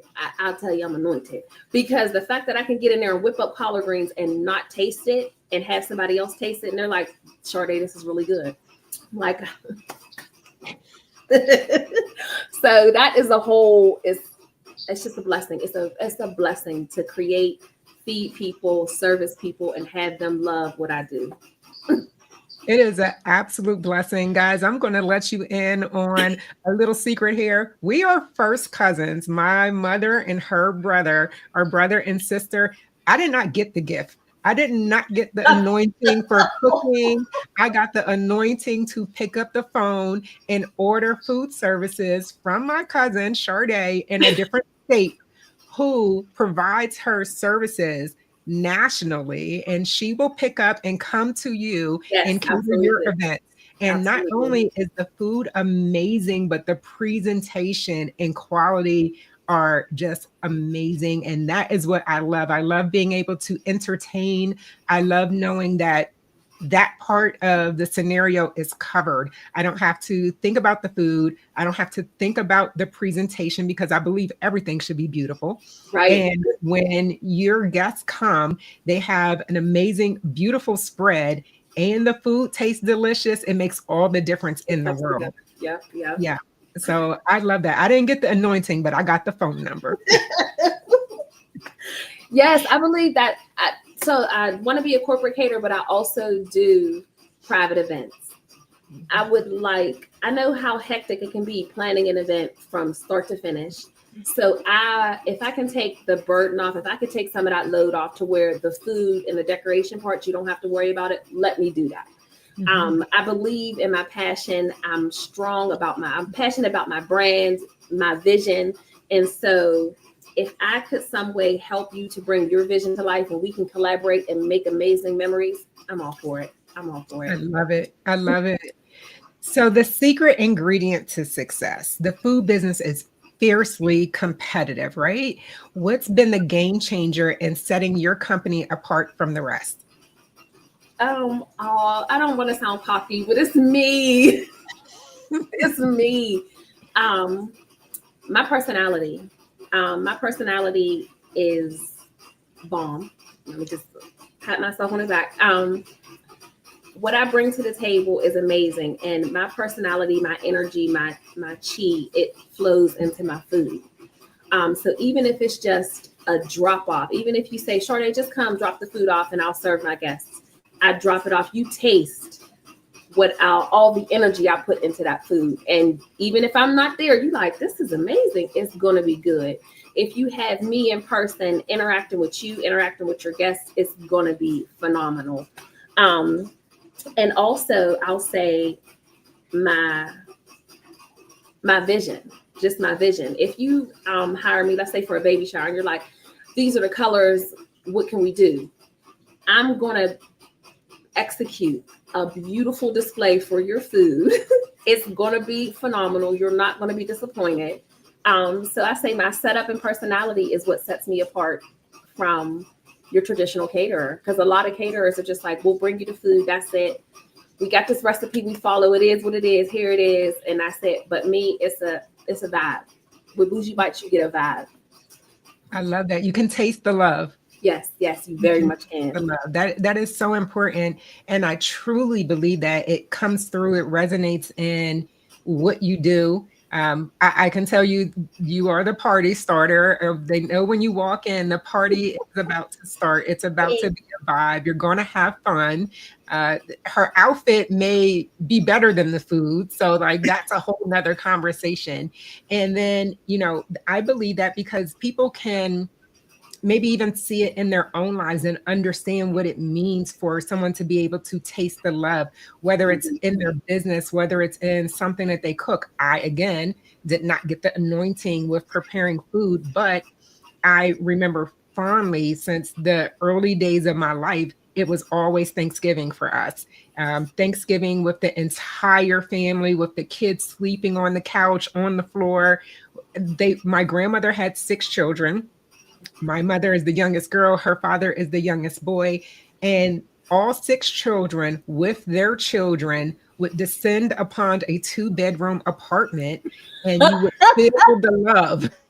You would feel the love in everything that happened in that environment. And so I was able to carry on that tradition by hosting Thanksgiving every year. And guys, I do not cook, but my Thanksgiving dinner is bomb. And I make those recipes one time a year. And the other times I don't have butter in my house. I don't have sugar in my house. I don't have cornmeal. I don't have flour because I'm gluten-free. I do all these things different throughout the year. And then once a year, I buy all those ingredients, whatever's left over, I tell people to take them with you on the way out. But the love and the passion that I have for my family and for that event comes through in the food. And I've been warned on several occasions, do not try the new stuff. Do not try the new stuff. Not the new macaroni and cheese, the gluten-free, milk-free macaroni and cheese. Do not bring that to Thanksgiving. Not the low carb anything, low fat anything. I am on notice. Okay. For Thanksgiving, when you want a meal, you know what you're gonna get. You're gonna get some ham, macaroni, turkey, greens, yams, cornbread, stuffing. You expect that. So when here they come with this new experiment meal, and you're like, well, wait a minute, I had plans for my plate. So yep. Around Thanksgiving, I'll make posts. Don't go to your aunt's house. They got that dry mac and cheese. Come get you this pan of mac and cheese. Come get this pan, take it to the house. Here, let's try this year. Yes. I mean, we even tried to connect. My grandson and her daughter are the best friends ever. They're 7 years old. They are best friends from different states. We tried to connect for Christmas, and you were just swamped and super busy. How is that transition for going from someone who was like at every holiday family event to you are the CEO of a company, a very popular company? How is that transition for you? It sucks. It sucks. Because it's rough to being able to spend time with your family on the holidays, to going to cooking for other people's family on the holidays and missing out on those special moments. It's rough. I'll see the pictures and I'm like, well, dang, I wish I can be there to FaceTime everybody, FaceTime me, and everybody sitting around the table like, hey, and I'm like covered in flour, cheese, and everything. And I'm like, hey guys, I'm tired. So it's a transition, but I have a vision. This business will sustain itself to where I'll have employees. I can execute my vision, execute my recipes, and deliver just as good a product as if I was cooking it myself, to where I can have that freedom. That's the goal, to have the freedom to be able to travel the world, be able to have time with my family, with my daughter, and not be stuck in the kitchen. Yes. And so innovation is good. I know the focus is bringing that soulful environment to every event that you have, but innovation is also very big. Consumer tastes are always evolving. How do you stay ahead of trends while maintaining the soul in your brand? So I'll say, I always try to take a recipe and put my twist on it. Like there are recipes that you can take from TikTok. Like TikTok it's a TikTok recipe, a viral recipe. Like there's the soul rolls. It's an egg roll, and it has yams, macaroni and cheese, greens, and fried chicken. Oh, wait a minute now. I need that in my life right now. I don't even eat some of those things, but I think I need it. So I took it and I put deep fried turkey, yams, mac, and greens all in a roll. Amazing. amazing. So I'll make mine without the greens, but everybody else's has the greens. I had this last year. It was for a Women's Day event with Dollar Bank, and they raved about the soul rolls. So it's just all about putting things. You'll see something you like and you put a spin on it. It's like if you go to Macy's and you see a nice mannequin, she's dressed from head to toe. You're like, oh, that outfit's really nice, but I'm gonna put a scarf with it. It's just all about putting a twist on it for you. Like, that's it. I love that. So your style, your personality, the way you do anything is how you do everything. So you are able to take a outfit and that was on a mannequin and add something, a little something to it to expand it and make it different, so that when someone sees the outfit, they don't even recognize they just saw it at Macy's on the mannequin. I love that. I love that. That's a true gift and a skill to have, to be able to remix. Right. Like with my ham, like for Thanksgiving and Christmas, when I make ham, even Easter, when I make ham, it's not your traditional like brown sugar topping. I'll put Dr. Pepper in my ham. Oh. So it's cherry Dr. Pepper at that. So it gives it that subtle flavor in the background. And it's like, what is that? You don't know what it is, but it's good. You eating it. They know now. I hope y'all got that. I hope y'all got that. Yup. I can give you the recipe, but it ain't gonna be like me. So yes, it's just all about, I think that lesson can be used throughout life, regardless of the situation, regardless of what's going on. Just take it and put your spin on it. Make it your own. I love that. I love that. Being able to just take what's there, the base, the soul, it's got that warm, comfy feeling, like I need to go put on some sweatpants after this feeling. Get in the bed, rub your feet together and eat this food. Yep. Yeah. And taking all of that and elevating it and throwing that scarf on it, if you will. Yep. Put a scarf on it. Look, go ahead and put that as a new tagline. Throw the scarf on it. I love it. Oh, I can see it. So give a quick tip or recommendation for some of us non-chef people who want to be able to spice food up. What's something that is like a staple or basis for all of your dishes? I'll say secret sauce, but something that the rest of us keep it simple. Keep it simple. And your I'll say 4 ingredients you should always have: garlic powder, onion powder, garlic powder, onion powder, smoked paprika, a little bit of salt, and that's it. I just started using smoked paprika. I'm a recipe person. I need a whole recipe card, and I need to be able to read and go back and read and go back. And I need to do it with a smile on my face, or else you're going to taste that I didn't want to do this. The cookbook's coming. The cookbook's coming. Yeah. Oh, man. So I am glad to know that I am in at least the realm of the basis. I need to add, you said the garlic? Garlic powder, onion powder, salt, and smoked paprika. Okay. Or even Mrs. Dash. Mrs. Dash, me and her go together real good. You can't go wrong with Mrs. Dash. The garlic and herb. Garlic and herb. Okay, so I'm gonna need you to text me all of these things so I make sure I'm straight for that next meal that I prepare. Because just having that base can probably elevate my foods to a next level, period. Right. And when you season your food, you got to see it. A lot of people under season their food. If you use Mrs. Dash, garlic powder, onion powder, and smoked paprika, season it till you can see it. You should see the seasoning. And then you're never gonna And that is a very good point, because I think sometimes I think like, I'm going to put this in and that's it. I put it in. It's in there. That doesn't necessarily translate to 6 servings of it's in there. Yep. You got to see I it. may be seasoning enough for 2 people. She said 2 servings of seasoning. Okay. This is very helpful. I should have done this a long time ago. Get their food I'm together. here. So there can often be crisis in the kitchen. Every company faces challenges, no matter what type of company or industry it is.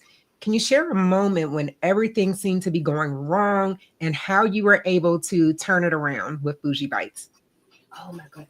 So there are a lot of times when I will get to an event and I forget something. Or the worst case scenario is I get there and the event space isn't, I want to say, equipped. So during the beginning, it was rough. I've learned to CYA, cover your. Okay. So there's extras that you have to have. Like, I'll try to think like, what do I need? Like, I'll bring extra spoons, extra burners, extra pans for the food. So I'll try to have extras, but also learning to adapt. Don't get into a situation where it's not going the way you want it to go or not the way you expected, and then let it crush you. Pivot and move, learn to adapt. I've gotten to a space where there was no electricity. Oh my goodness. So I've gotten to a space where I needed an electrical outlet and it was way across the room. So I had a 15-foot extension cord, but I had to pivot and look online and see what stores close to me and send somebody to get an extra extension cord. So some people would be like, oh, that's the end of the world. It's like let the craziness to get in and mess with their minds. So it's like, okay, don't panic, put a smile on your face. Let's go to Target. Target's right there. I've even had to Instacart things to the event when the event space wasn't equipped, but we worked through it. That is a biggie, right? Because you see sometimes when people aren't mentally or emotionally equipped or skilled to deal with a challenge. Yeah. And it shows up on their face. It shows up in how they communicate with other people.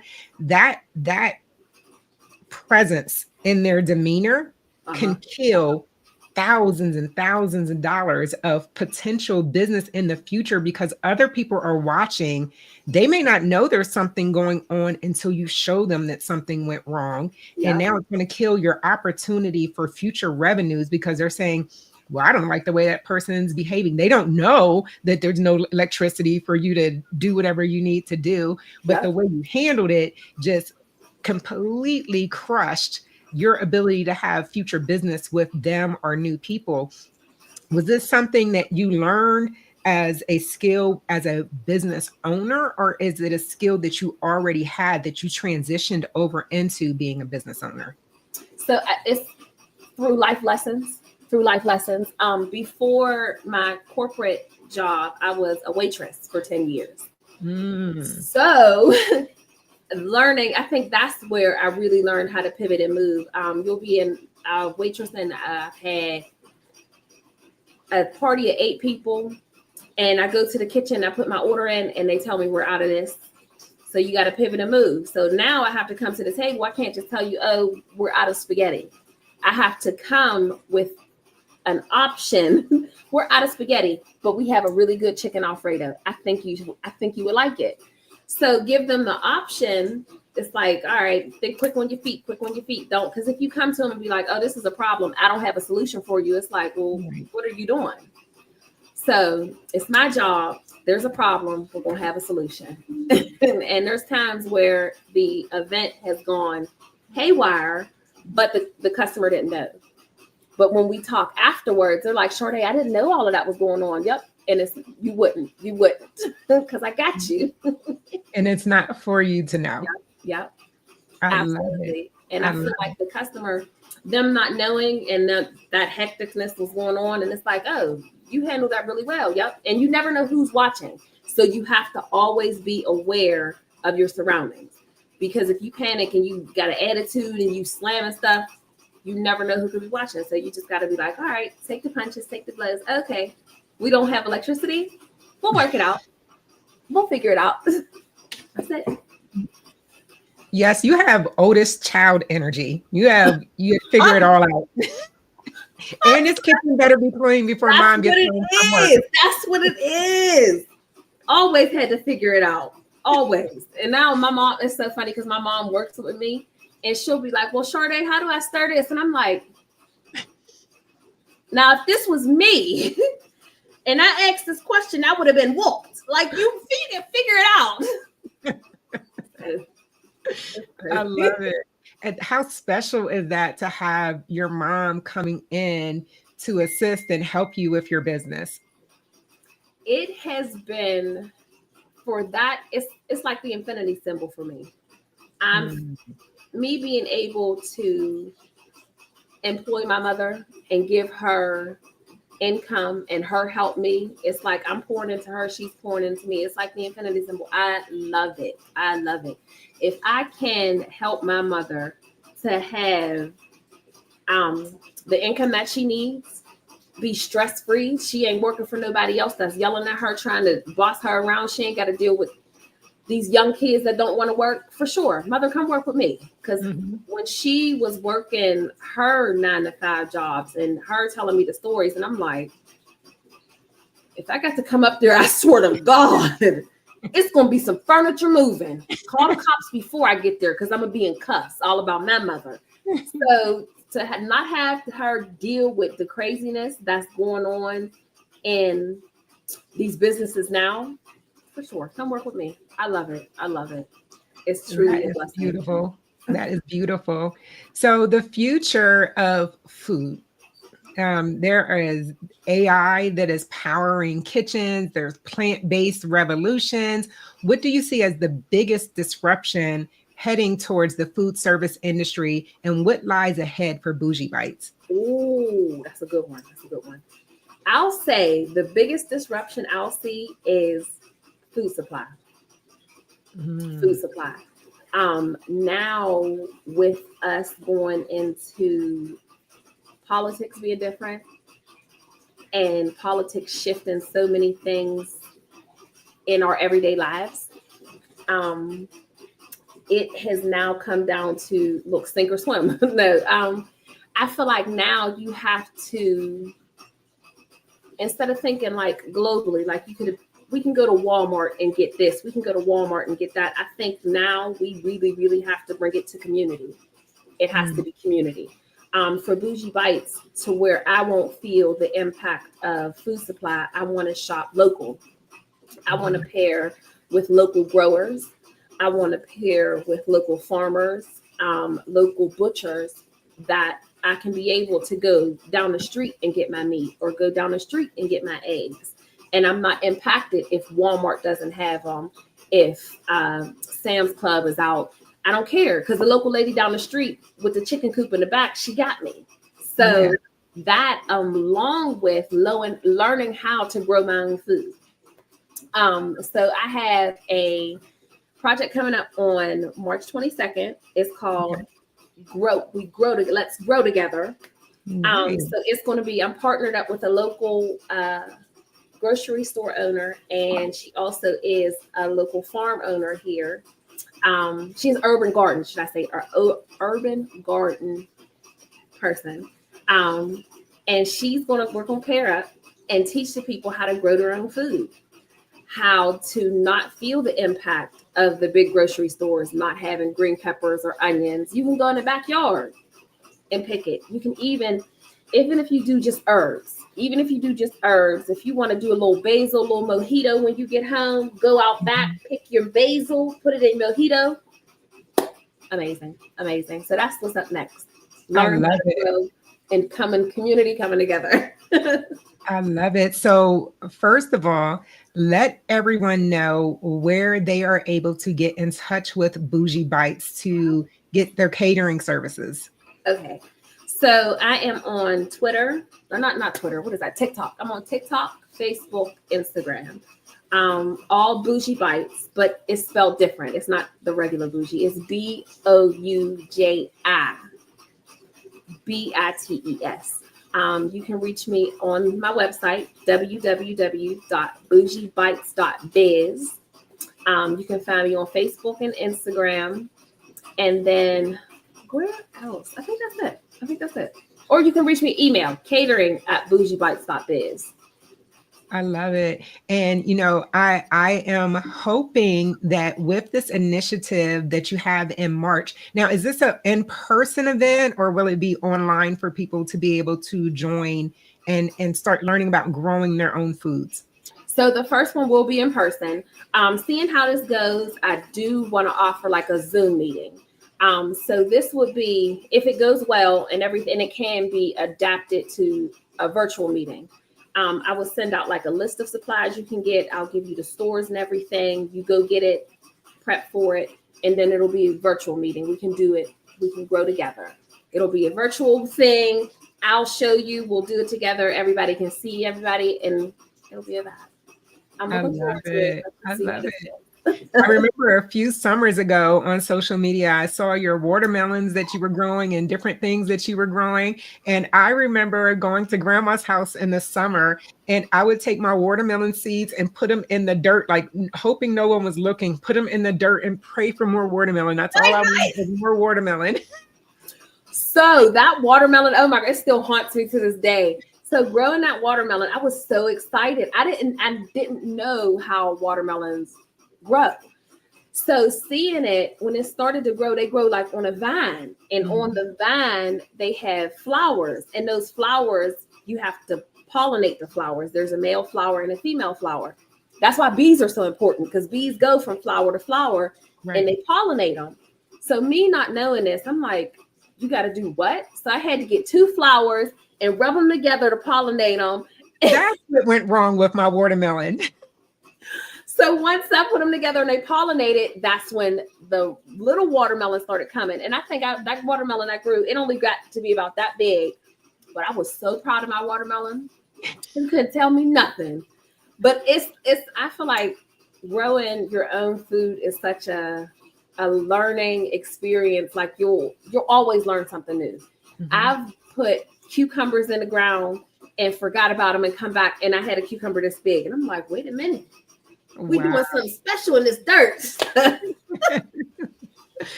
love it. I love it. I love it.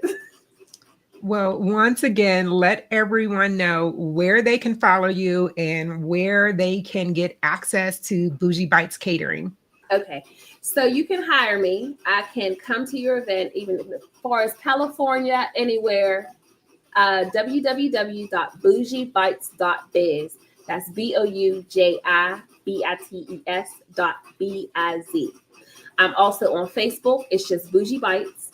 Instagram is BOUJI_BITES. And then TikTok, Bougie Bites. Follow me on TikTok. I show recipes on TikTok. I do cooking demonstrations on TikTok. And then also, coming soon, I will be on a cooking show. I'll be hosting my own cooking show coming in April. And it's just hopefully it'll be more. It's just a pilot, so we'll see how it goes. But you can find that on Ethos TV in April.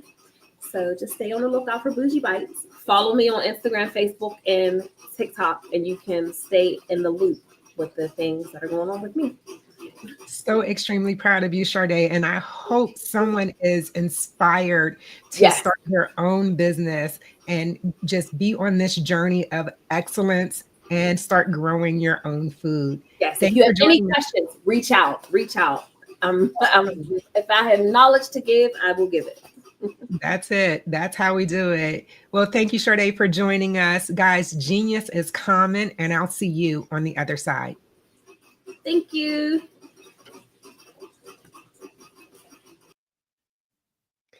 Well, that was another edition of the Black Business Expo.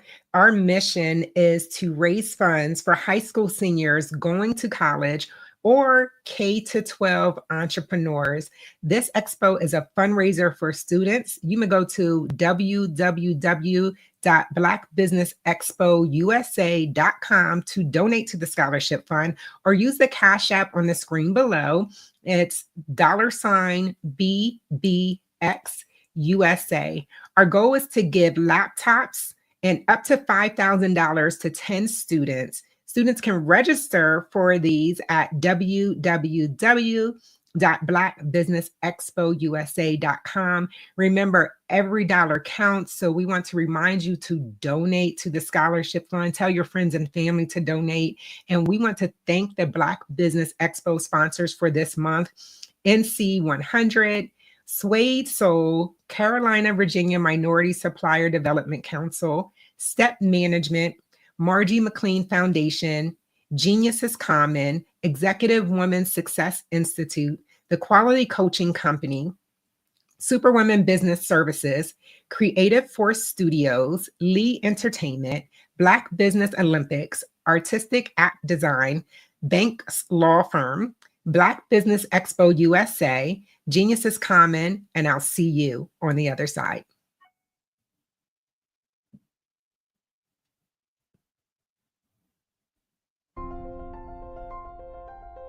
What if you could build your own city?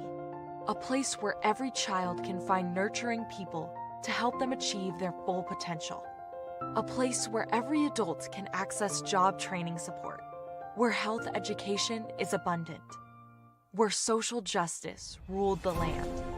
A place without limitations. Welcome. You have arrived at STEM City USA. It is what every city should be. A safe and trusted community where you find people and resources to help you become everything you are and beyond. STEM City is unlike anything you have ever experienced. It is a digital twin of the world around you, only better. STEM City is about energy and soul renewal. It is more than a digital world. You can almost feel the power of live cultural events, music, and theater. STEM City promises a better future for children with caring mentors and hands-on activities with dedicated tutors to support our youth. STEM City is your passport to a healthy lifestyle with weekly events addressing our community's many issues. STEM City is your financial well-being with helpful information on wealth management, career advancement, job training, and so much more. STEM City is the community you deserve. It is the city where your dreams can come true. STEM City USA, a place in the sky that is accessible to all who reach for the stars.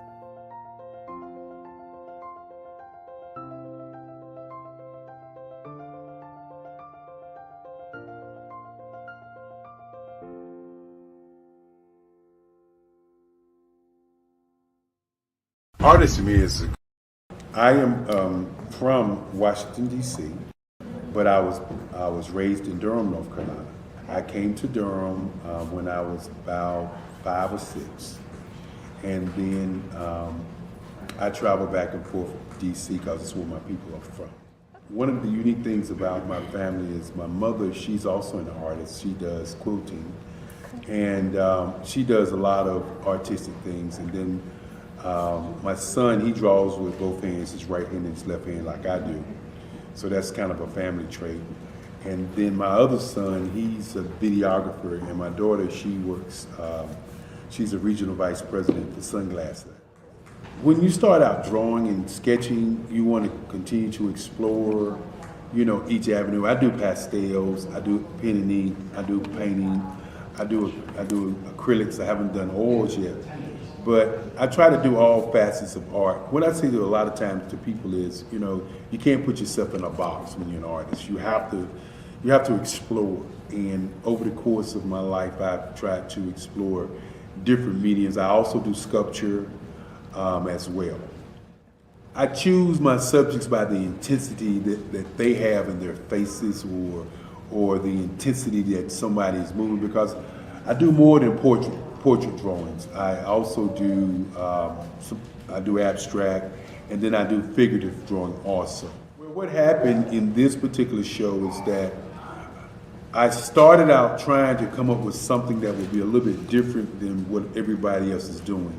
So I was working on a Barack Obama show, and they wanted me to do some paintings of Barack. And so what I did was, because of the deadlines, I kind of did it kind of fast. And then I realized when I was doing it fast, I enjoyed it. And so then I started doing other pieces the same way, and I started to enjoy those pieces also. And so I came up with this particular style, and it's a style of lines and colors. And what's interesting is that when I was in college, I did a show called Lines, Colors, and I talked about the boldness of the blacks, the hotness of the whites, and this is how this has come about, later on in my life. And the colors comes from a lot of the entertainers that I work with, where they wear different colors. They don't wear, your plain reds or your whites. They wear different colors, and so that's also another piece of what's giving me the colors.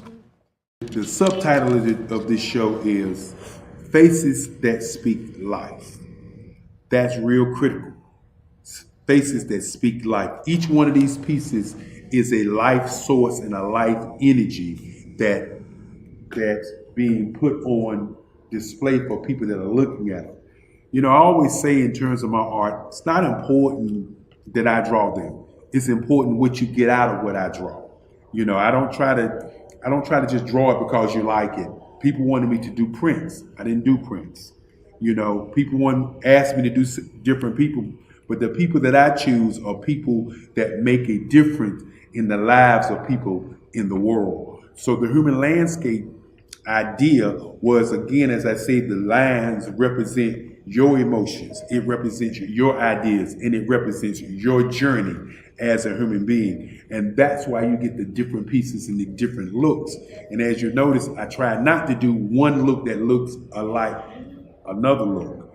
And that's what's the most important part of this show.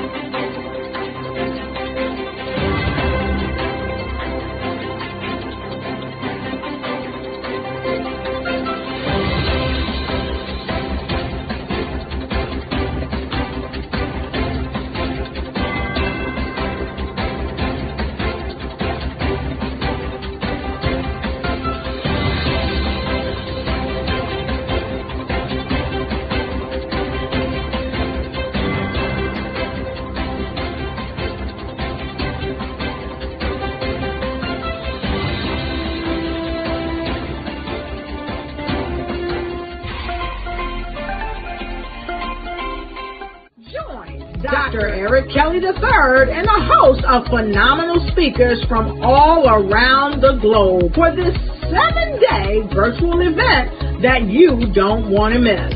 The mission of the Black Business Expo is to raise scholarship money from kids all the way from high school, all the way from college. The Black Business Olympics is one of the largest Black business showcases in the world. It is an opportunity for businesses and companies to showcase their businesses globally. We are going to be giving away laptops up to $5,000 away to students.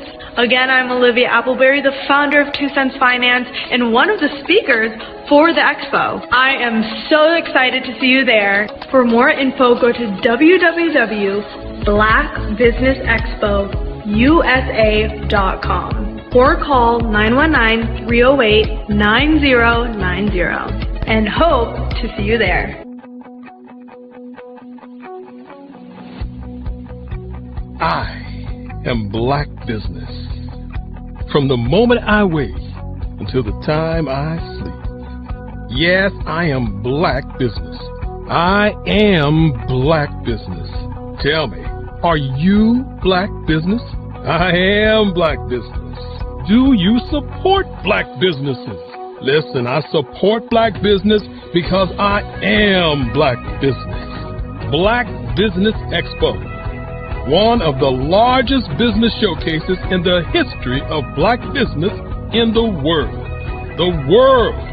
Sign up today at www.blackbusinessexpousa.com or call 919-308-9090. I am Black Business. I am Black Business. From the moment I wake until the time I sleep, I am Black Business. I am Black Business. Are you Black Business? I am Black Business. Do you support Black businesses? I support Black business because I am Black business. Black Business Expo, one of the largest business showcases in the history of Black America in North Carolina. Join Dr. Eric Kelly III and a host of phenomenal speakers from all around the globe for this 7-day virtual event that you don't want to miss. The mission of the Black Business Expo is to raise scholarship money from kids all the way from high school all the way from college. The Black Business Olympics is one of the largest black business showcases in the world. It is an opportunity for businesses and companies to showcase their businesses globally. We are going to be giving away laptops up to $5,000 away to students. Again, I'm Olivia Appleberry, the founder of 2 Cents Finance and one of the speakers for the expo. I am so excited to see you there. For more info, go to www.blackbusinessexpousa.com or call 919-308-9090 and hope to see you there.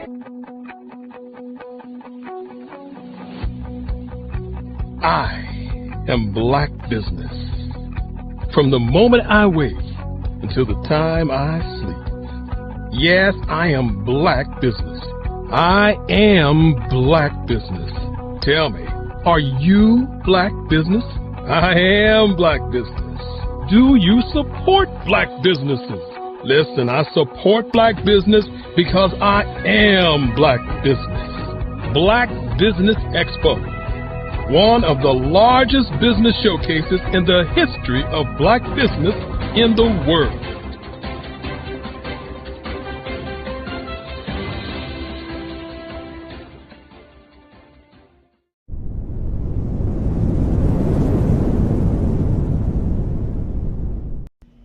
Why do I do what I do?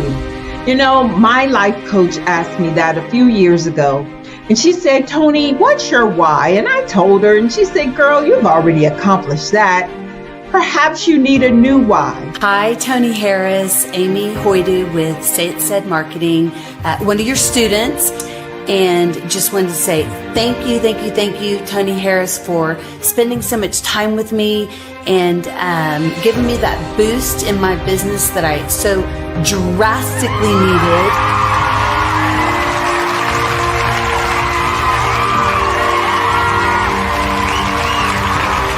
My why is to touch, move, and inspire my clients to take drastic steps to be better than they were before they met me. I'm a resource. I'm a connector. I want to help people build deeper relationships that are beneficial to their life and business. That's what I do best. So, first thing you got to do is show up. And speaking is a way to magnetically attract your ideal client to you. How many of you use social media that way? Absolutely, and this is how you look to the world.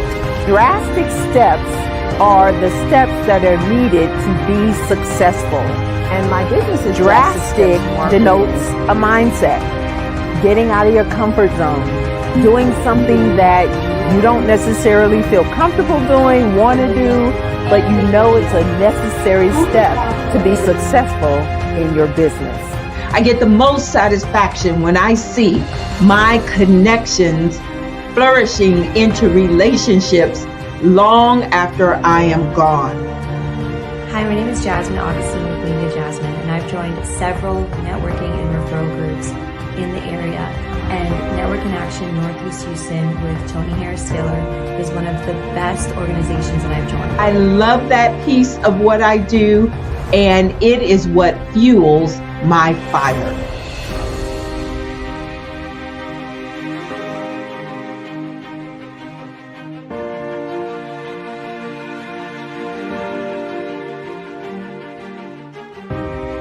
My name is Tony Harris Taylor, saying take a drastic step today for a fantastic tomorrow.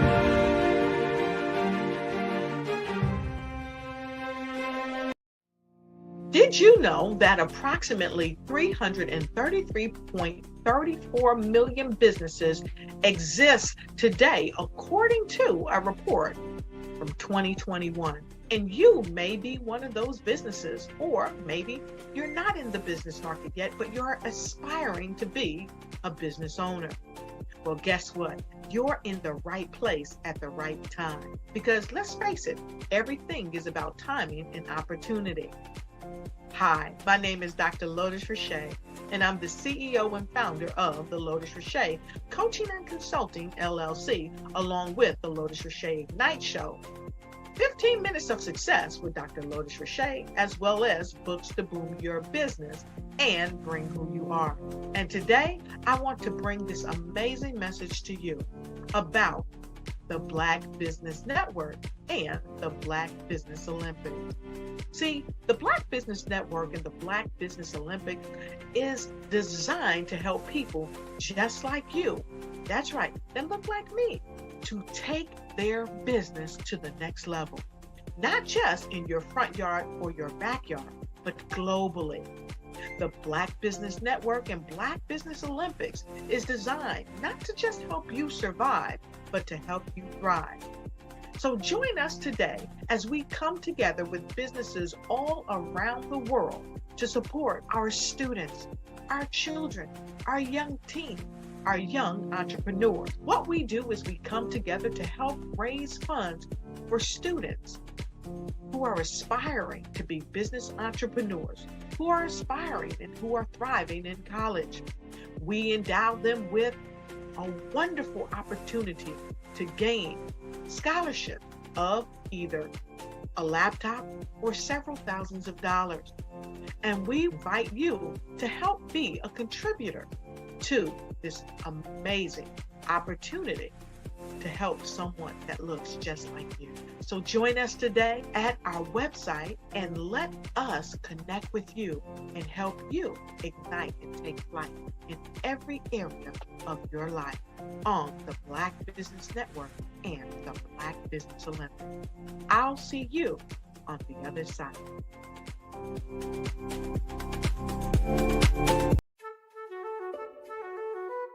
This is Dr. Arnold T. Petsworth. He's the owner of Petsworth Vet World, a veterinary clinic in Hopton, Connecticut. His patients include dog, cat, frog, fish, Goldie, dog, and this alpaca. Due to doctor-patient confidentiality, we can't tell you their names. Business at Vet World was steady, and then quarantine hit. Neighbors brought new four-legged friends into their homes. Bunnies. Bunnies everywhere. Dr. Petsworth welcomed these new patients with open arms. The only problem? There were more appointments than he could manage. That's when Dr. Petsworth turned to his American Express business card, which offers spending potential that's built for his changing business needs. He decided to hire a new assistant, Julio, and with spending power built for business purchases, he used his card to furnish a new exam room. Together, Dr. Petsworth, Julio, and American Express Business made sure all the pets of Hopton got the love and care they deserve. And everyone was happy. Get the card built for business by American Express.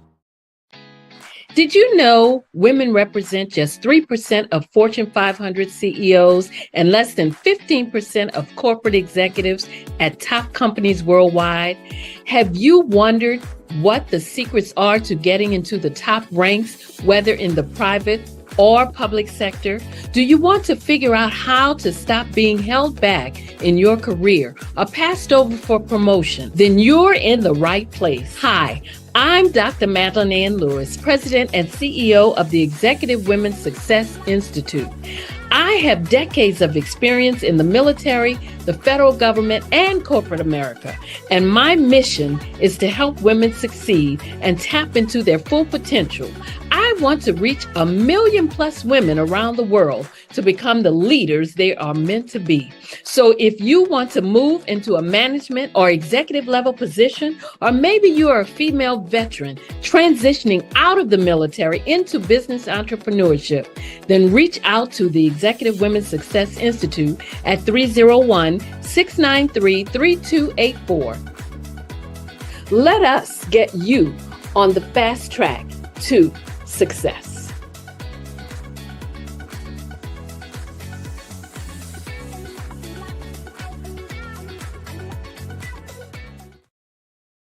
Over the past few years, we've seen the growth of existing and new initiatives focused on financial inclusion, building global networks, and reducing the wealth gap in response to the idea there's not enough seats at the table.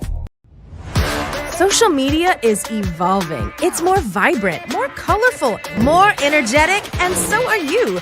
It's not just photos anymore. It's video, it's audio, it's subscriptions. And now there's Fanbase, a new monetized social network. Fanbase delivers the complete native app experience with full content monetization for every user. No algorithms that shadow ban your engagement or growth, and no ads.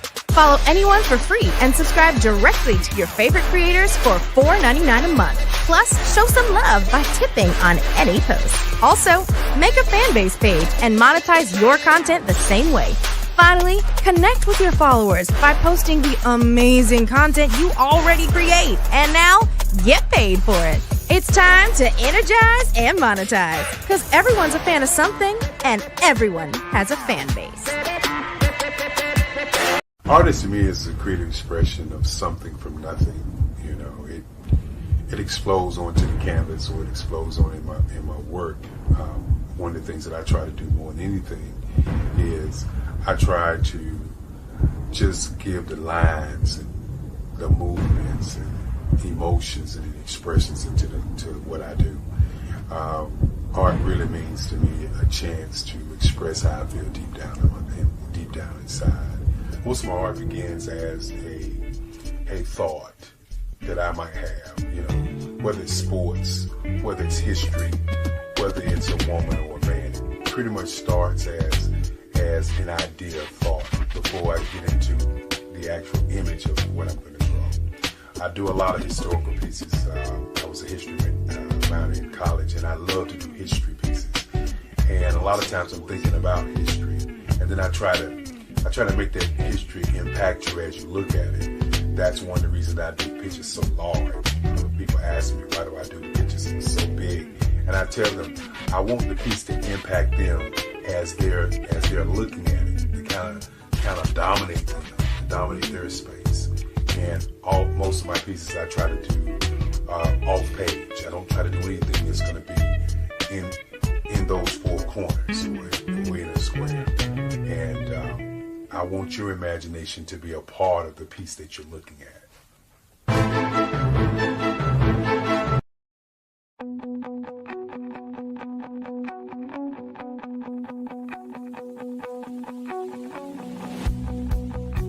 I am Black Business. From the moment I wake until the time I sleep. Yes, I am Black Business. I am Black Business. Tell me, are you Black Business? I am Black Business. Do you support Black businesses? Listen, I support Black business because I am Black Business. Black Business Expo, one of the largest business showcases in the history of Black business in the world. The world! Sign up today at www.blackbusinessexpousa.com or call 919-308-9090. I am Black Business.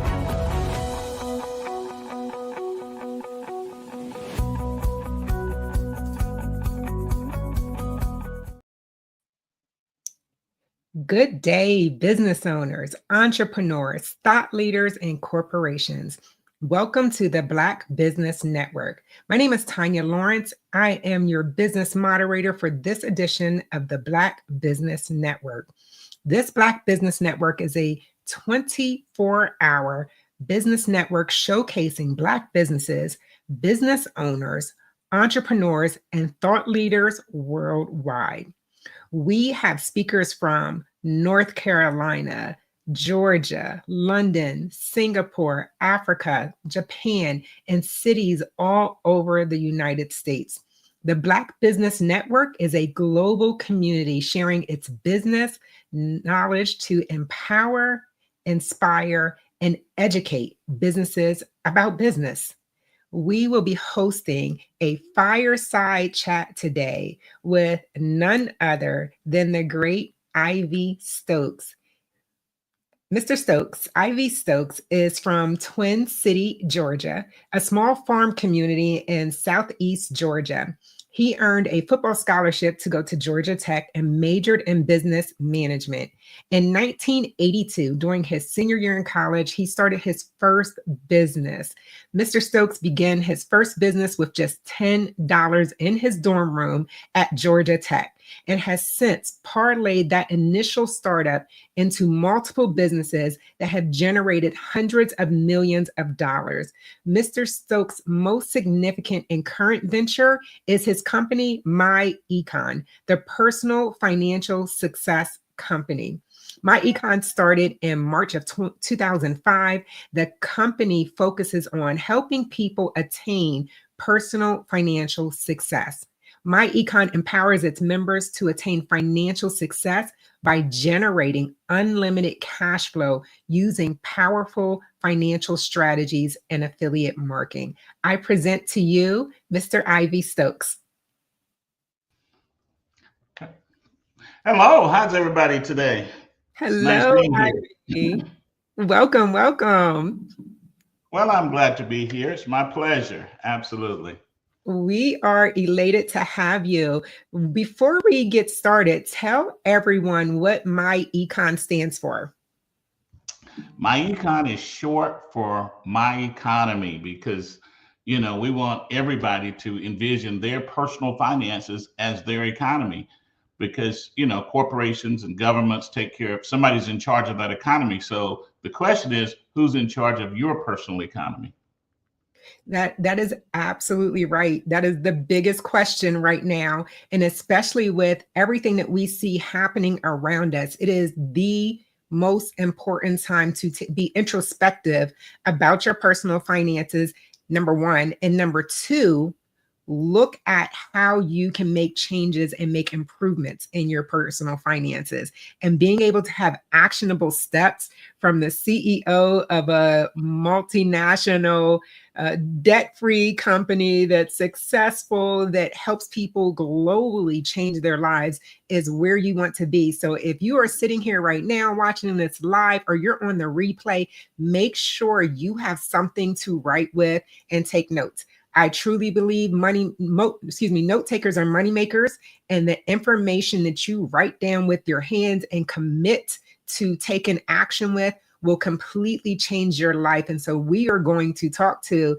Mr. Ivy Stokes, get this information so that we can help you take your finances to the next level. And so we talk about you starting this whole journey in college. First of all, that's phenomenal. For a young person who should be by all rights partying, having fun, playing football, doing all the things, chasing girls, you had the presence of mind to have $10 in your business, in your dorm room, and start a business. What was that business? I'm thrilled to know what that is. I actually got into the insurance and investment business at, in my dorm room my senior year. That's what that's the price of the license back then. Wow.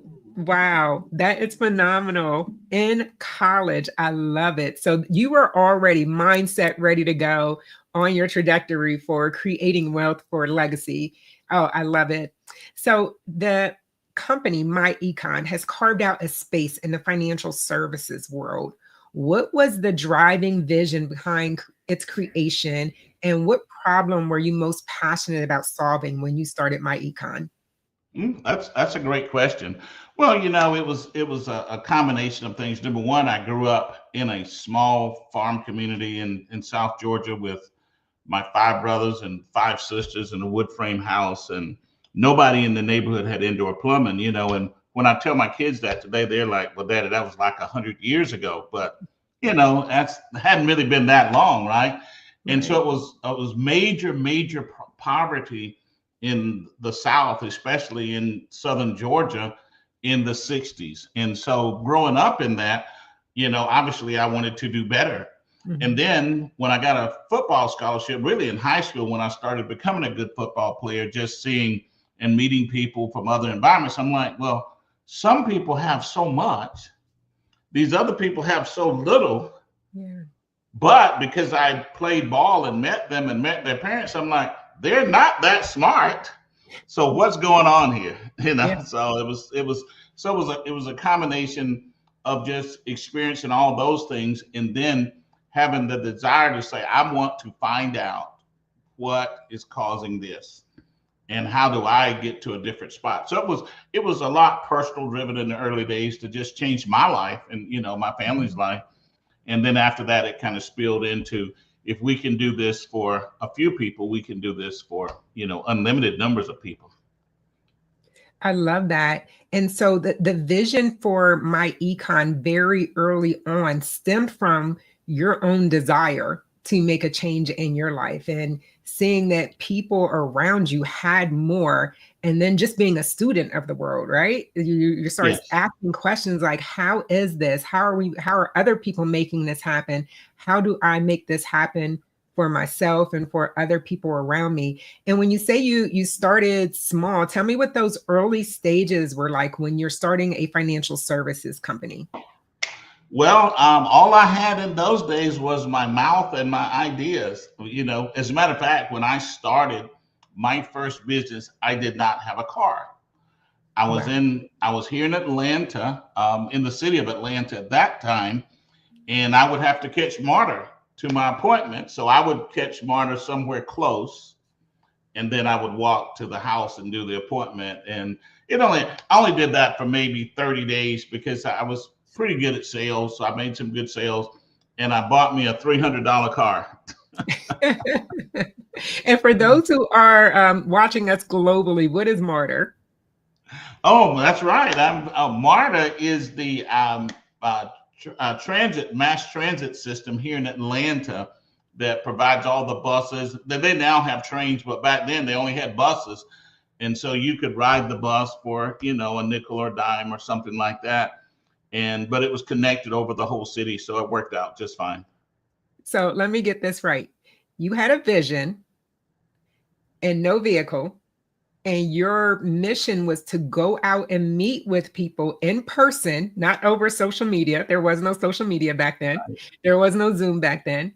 You needed to get out, first of all, find the people, hope they were there when you showed up, but you took public transportation to make it happen. Yes, absolutely. Absolutely. Because, once you make up your mind that you're going to do something, and I tell people this all the time, it all starts in your mind. Just decide, okay, this is what I'm doing. It doesn't matter what obstacle I encounter. This is what I'm doing, and that was my mindset. I was going to build a business. Phenomenal. Excuses be darned. It was happening, and you're going to make it happen. Yes. I love it. So early on, there had to be a wealth building playbook for you. Your company, My Econ, focuses on financial education and empowerment for people. What's the number one mistake you see people making with their money, and how can they fix it? Well, it's pretty simple. I think the number one mistake that people make with their money is investing too little or not investing money at all. But it's kind of a conundrum in a way, because people say quite often, when I get straight, or meaning when I get ahead in life, then I'm going to invest. But I think they missed a point.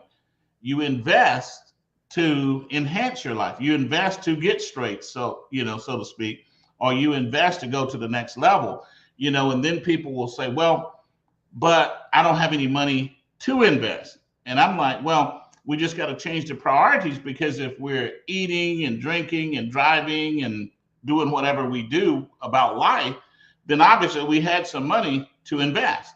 And then we have to fight. And if we, decide that investing is the priority instead of some other things, then we can rearrange things. And I never really thought about it back then, because, I was, 20 years old, but in my dorm room, there were lots of other things that I could do in the city of Atlanta. Right. But I took my $10 and said, okay, I'm starting a business. So it's about priority of investing. I love that. And, I still don't know. I've researched it and I don't know who generated this saying, but how you do anything is how you do everything, right? And so if you were young and in college with lots of options of things to do on Georgia's university campus and in the city of Atlanta, but you chose to make a difference with your $10, that is a mindset thing. So I think it really has to start with a mindset and what you're willing to do when you have a little bit, because the thought that, oh, well, in the future, when things get better, then I'll start investing. You're absolutely right. It's not going to happen then if you're not doing it right now. So what you do with your $100 is what you're going to do with $100,000 is what you're going to do with $1 million. So that mindset and starting those behaviors and habits really has to start now. Absolutely. Yeah. Yes, absolutely. And so when you are working with people and you're talking with people and they're really trying to figure out how I get started, how do I go from what I'm feeling is overwhelmed, overburdened, over leveraged, over everything. I am just completely over it. What are you saying to people to help them shift their mindset to, I am going to stop feeling over it and do something to get over it? Well, I once again, I think it starts with belief. And I say this, all over the country as I talk to people, I've said it for many years, is that there's a scripture that I love that really changed my life. And it's Deuteronomy 8:18. And God says, I give you power to gain wealth. So what that scripture did for me, it made me realize that we were not left here. We were not just created and then left here to the whims of what other people wanted to provide for us or give us. And so when I realized that God was the source of wealth and finance and material goods, I said, okay, so I'm cool then, because if he's the source, he's going to be right and righteous and fair. I can operate. Now, so I think many people are under the illusion that their finances are random. Their situation is random. And so it's hard to believe in going forward if you don't have a foundation. And so that's the thing that helps me, and I tell people, I said, so, it's up to them to make up their mind what they believe. But I just don't believe that we were put here and we're random, and that God left certain people in charge of everybody else to divide up the goods the way they see fit. And so just like he gives people the ability to sing, he gives people the ability to play football, he gives people the ability, whatever. We all have that innate thing in us that says we have the ability to create wealth and the finances to take care of our families. So step number 1, make up your mind. Yes. That's absolutely. it. That's it. Make up your mind. Make up your mind. I love it. And that does not require anything. Nothing. Not a background, not a socioeconomic status, not a degree, not a portfolio, not a business. It doesn't require any of that. It just takes you and your mindset, making up your mind. Oh my gosh. Go ahead. And one of the things that's so funny about that is that you hear millions of people cheering soccer players, football players, all kinds of athletes, tennis, and they'll cheer and they'll say, well, they willed it to happen. They made up their mind. They were so motivated. And I'm like, well, can't we put that same, if we can buy into that with these athletes, can't we buy into that with our ability to take care of our families? I love that the power behind that collective mindset and people willing themselves into a new station in life is unstoppable. So Yes. let's talk about more of that power and the power of financial freedom. Many people struggle with debt, living paycheck to paycheck. What's the most underrated strategy for creating true financial independence for someone? Entrepreneurship is by far the most underrated, because what happens is a job is a blessing. If somebody's got a job and it's helping them pay their bills, make their living, that's wonderful. It's a blessing. And so they should accept it that way and do a good job there. But a job does not give us the ability to compound our efforts. Mm-hmm. Business ownership gives us the ability to compound. So I could work a job for, X number of years and I never build any equity. But if I start a business of any kind and I just put forth effort and do what, I know to do the best that I can, at some point I'm going to start to compound my effort and get leverage. And that's what takes you to the next place financially. So definitely entrepreneurship. Entrepreneurship. Before there was the ability for us to go work for the federal government or to go work for the big insurance company, we sustained our own communities. We created wealth because of entrepreneurship, because our great-great-grandfather and great-great-grandmother had an idea, they saw a need in our community, and they supplied the needs for the people in their community, and that dollar circulated. And we had wealth. We were able to generate wealth from entrepreneurship. So getting back to that, I think, is just an amazing strategy. If someone is completely lost and they just need to know, okay, so where can I go and look at a platform that's going to help me understand how to become an entrepreneur, where do they go to find MyEcon? They can just go to myecon.com or click on Google. And we have been so blessed to have, thousands and thousands of associates. And we have a huge social media presence that they will find information on somebody on MyEcon. And some of our great members will definitely find them. And, if that does not, if they don't like everything they find there, they can always just email myecon.net and corporate@myecon.net. And one of our corporate leaders will follow up with them. That is phenomenal. So it's that easy. It's right there at your fingertips on the internet. No catching the public transportation and trying to figure it out on your own, scraping your knee, dehydrated in the hot sun. You can sit on your cell phone in the comforts of your home and go on the internet and find out how to become an entrepreneur. Yes, absolutely. And we got the public transportation part solved finally. So, finally.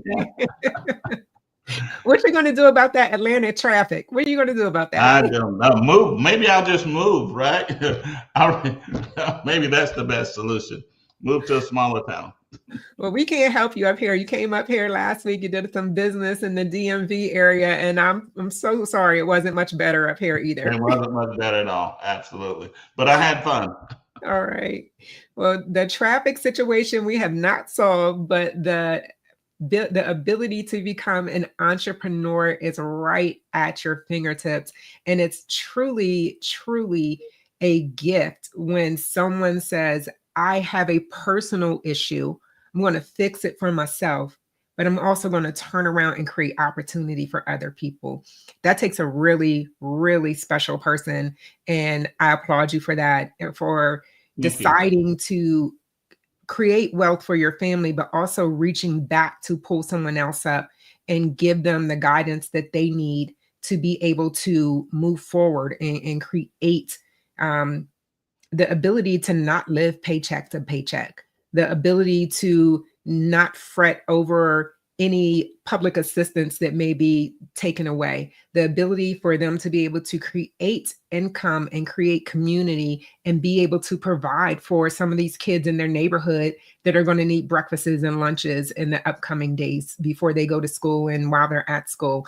And, you know, all of this, we can all do this, support and uplift our own community, just us working together and circulating our dollars. So hats off to you for doing this. And let's talk about the business of money. You know, my econ combines personal finance and entrepreneurship. How does that model give individuals a unique advantage in today's economy? Well, I think it's a huge advantage because of number one, our members get to work on their personal finances. So they're doing two things. You know, when you're working on your personal finances, whether it's, you know, improving credit or getting out of debt or something, and the marketplace is literally over 100 million people, and it's a multi-trillion-dollar market. But here's the thing, that market cannot be reached just through digital networks or just through public advertising. And here's why. Because a lot to do with finances is emotional.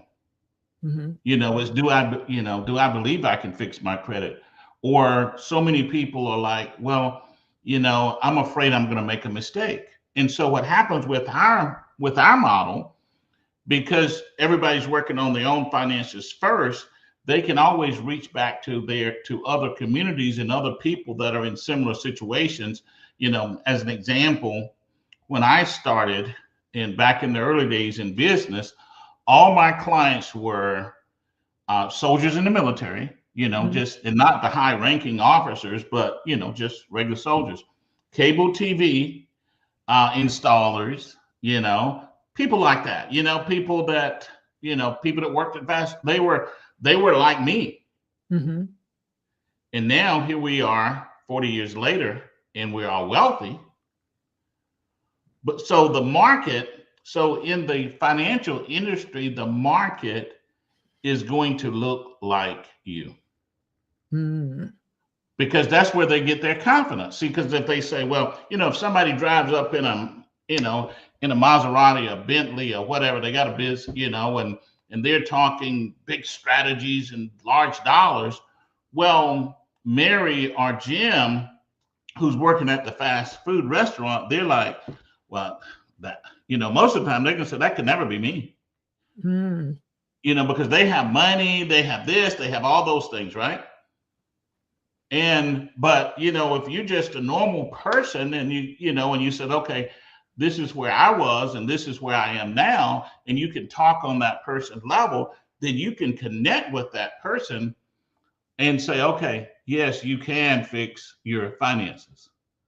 You know, when I first got into the financial arena, I would have people that would, you know, it wasn't even their business, you know, but they would make it their business. Say, oh, you're never going to build that company. You know, you don't have enough money.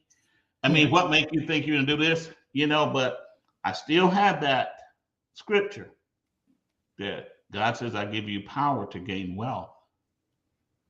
And so I didn't pay them any attention. And so, but those people, I've learned, they didn't really mean any harm. They just didn't know any better because they really thought that you had to have money and all these other things to build a successful business or grow your finances. But God made us creators. We have the ability to create our own money. When you build a business, you are creating wealth. Yes. When you start investing, ever have a small amount, and it grows, you are creating. And so, you know, when you're working on your own finances, then it gives you the ability to build a financial business because you can relate to the other people and they can relate to you what you're talking about. And we did that for many years and, you know, it was very successful, made a lot of money. But now when you add digital marketing, digital business to that, it's on triple steroids.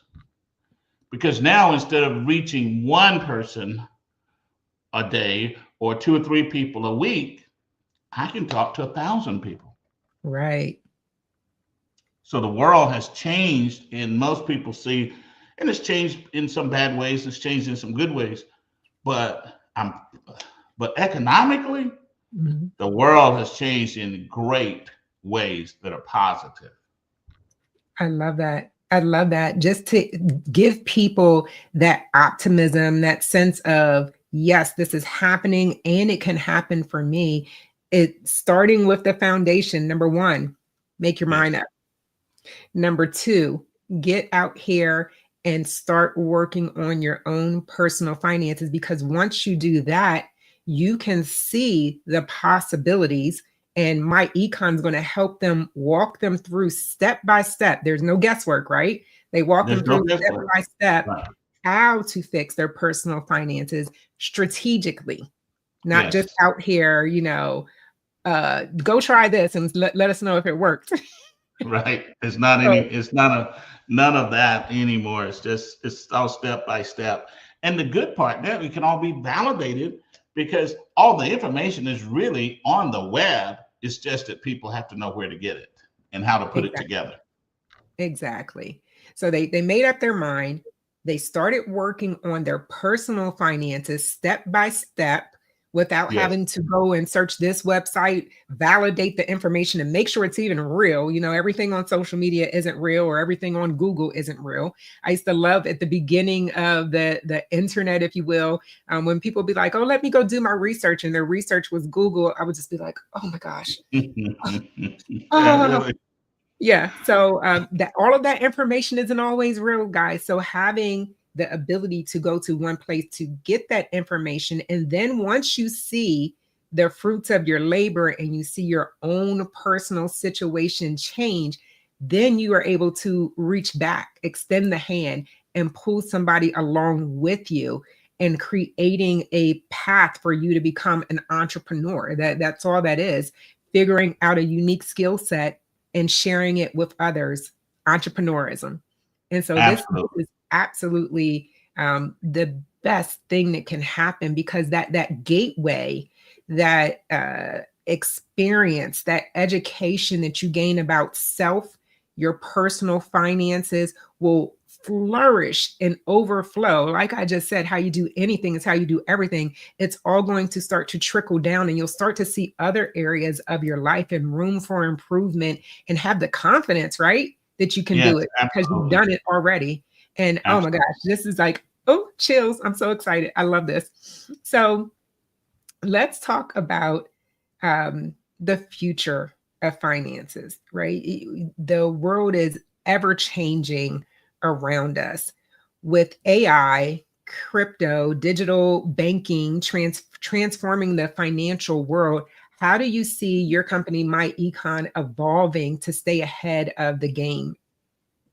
Well, it's really pretty easy. The marketplace is kind of pushing us along.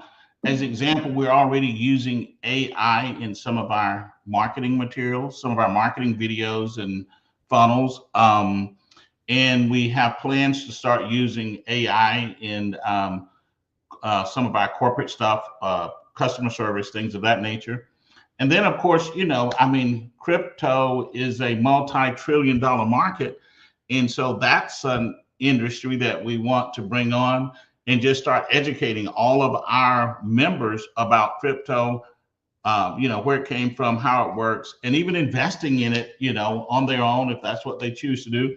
And so just going from an educational basis, you know, and then, you know, digital banking, I mean, that's going to affect everybody, but it's good. I mean, it's a positive thing, you know, just so money can move as fast as everything else is moving. Right. You know, so that's where we are looking to be. We're looking to go global in the next 30 days. Phenomenal. Congratulations. Well, thank you. We appreciate that. And, you know, and digital banking is going to be a big part of that. And so, I just see a marketplace that is many, many times better,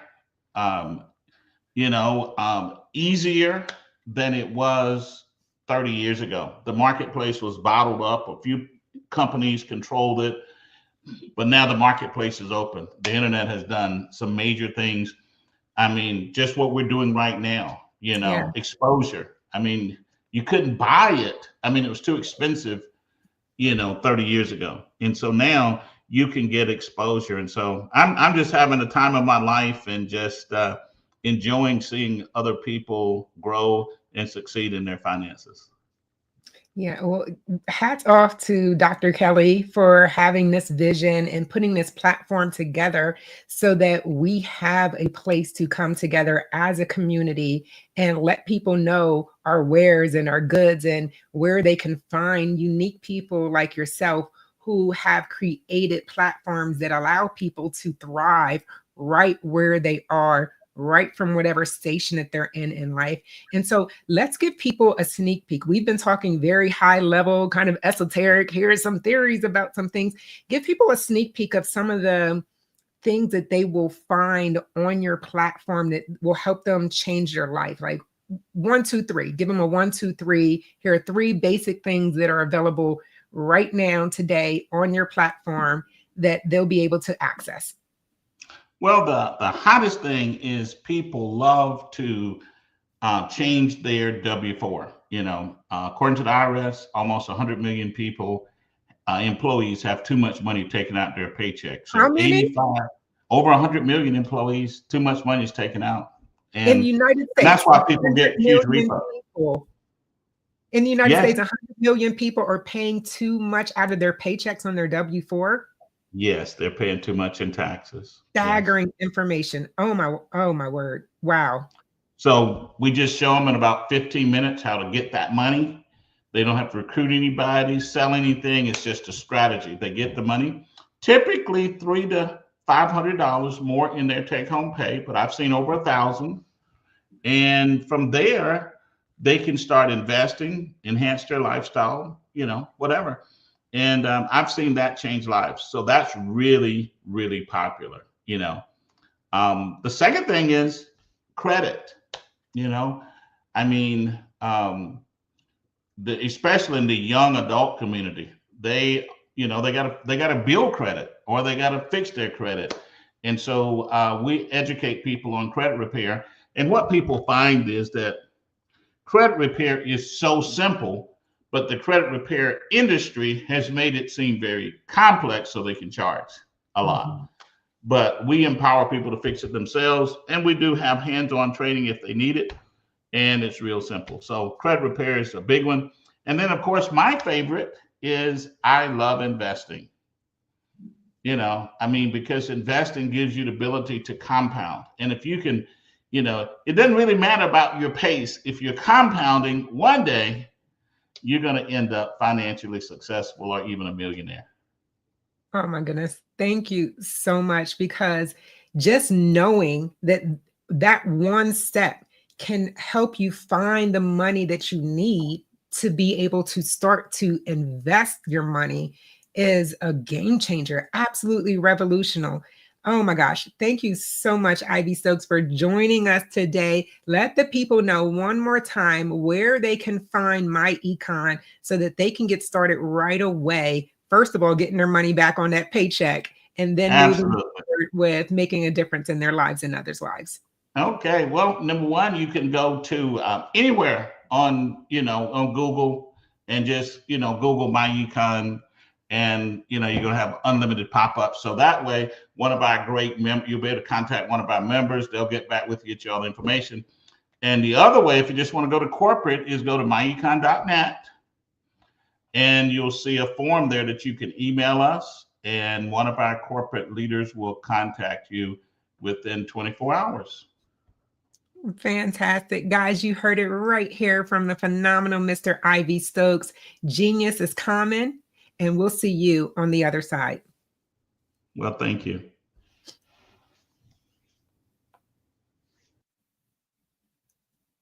Guys, the Black Business Expo mission is to raise funds for high school seniors going to college or K-12 entrepreneurs. The expo is a fundraiser for students. You may go to www.blackbusinessexpousa.com to donate to the scholarship fund or use Cash App that's on the screen below, $BBXUSA. Our goal is to give laptops and up to $5,000 to 10 students a year. Students register for these services at www.blackbusinessexpo.com. Every dollar counts. So we want to remind you to donate to the scholarship fund. Tell your friends and families to donate to the scholarship fund. And we want to thank the Black Business Expo USA sponsors and Mr. Stokes again for joining us. So NC 100, we thank you. Suede Soul, Carolina, Virginia Minority Supplier Development Council, Step Management, Margie McLean Foundation, Inc., Geniuses Common, Women's Executive Success Institute, The Quality Coaching Company, Superwoman Business Services, I like that one, Creative Force Studios, Lee Entertainment, Black Business Olympics, Artistic Act Design, Banks Law Firm, Black Business Expo USA. Guys, genius is common, and we'll see you on the other side.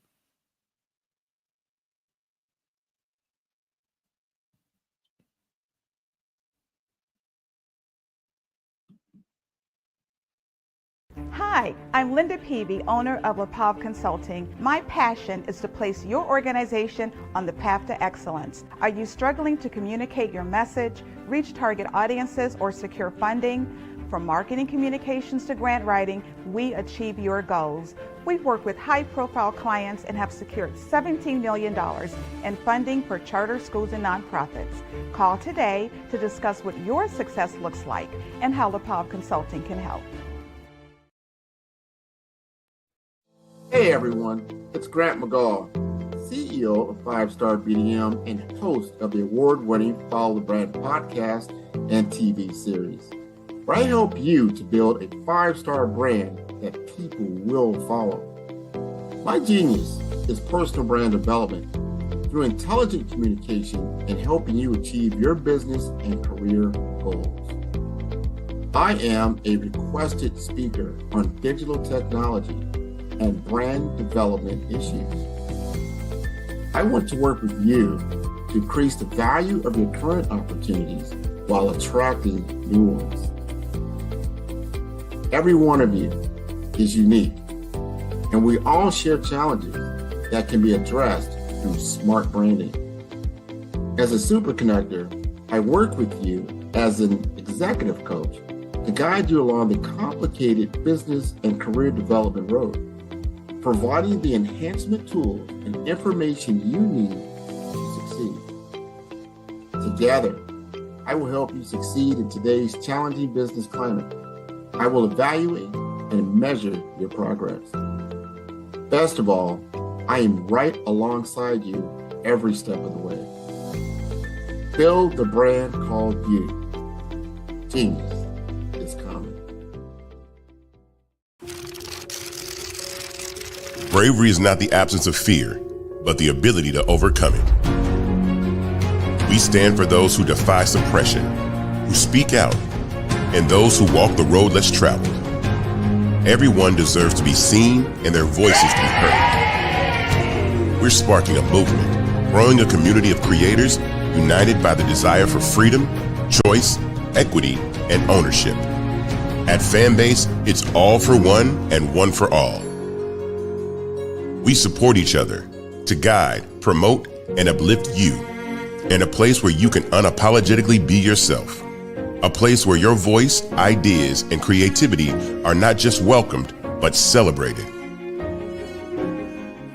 We are Black founded, minority funded, and supported by a diverse, inclusive, powerful community that believes in the strength of authenticity and individual choice.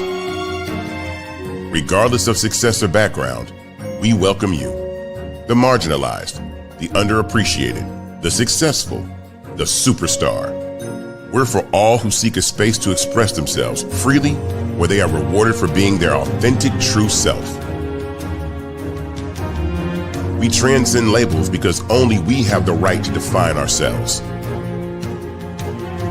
We are built for the brave, the culture, the creators, and for the future where everyone has a power to shape their own destiny, where all are empowered, voices are amplified, and freedom is embraced.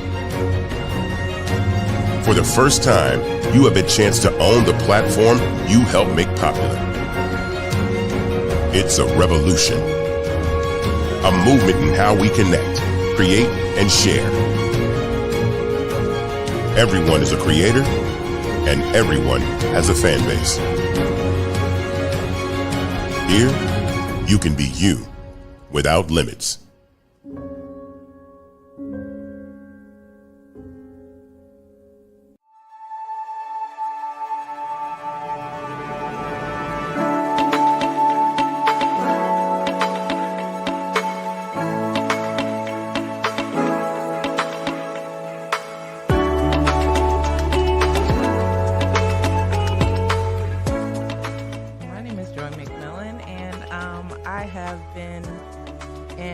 Infection control and nursing for over 30 years.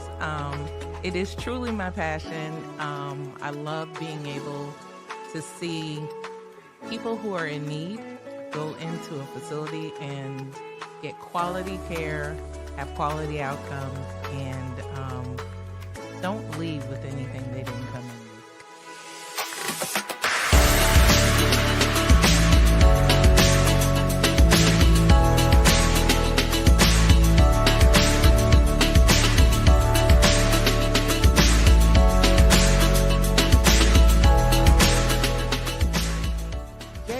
Infection control expert is really about having the ability to partner with facilities, partner with organizations who may not have the resources to be able to make sure their residents or patients, depending on the setting, get the best care that they have. What we're finding a lot of times is a lot of people are wearing many different hats, and staffing is hard right now. And COVID did a whopper on all of healthcare, and everyone is hurting. So I come in, and our organization, we're here to be that support system for them, to provide that extra pair of hands, the innovation that they need for efficiencies, things that are going to make the difference in what happens. And we don't come in when the surveyors come in. What differentiates us is we're their partner. So when you get us, but we're helping you proactively monitor, proactively engage, proactively look at real-time information so that we can make the difference ahead of time.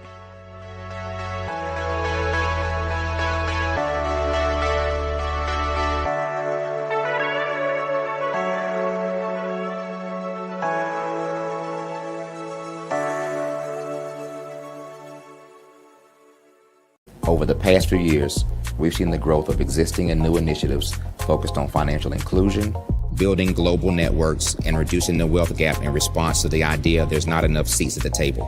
Whether their outcomes are to increase the representation of Black executives on corporate boards, ensure an inclusive global economy, or to create new U.S. African commercial pathways, the strategies are often carried out by separate programs. The question is, should they be?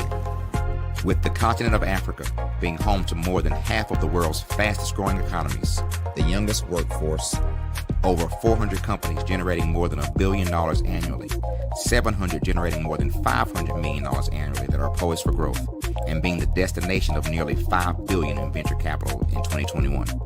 Diversifying U.S. and Africa commercial engagement by building bridges between African businesses and their U.S. diaspora should begin being seen as mutually beneficial. From helping to reduce Africa's enormous capital gap to catalyzing two-way trade opportunities, the COVID-19 global pandemic hopefully has taught us that global challenges and opportunities are more interconnected than we thought.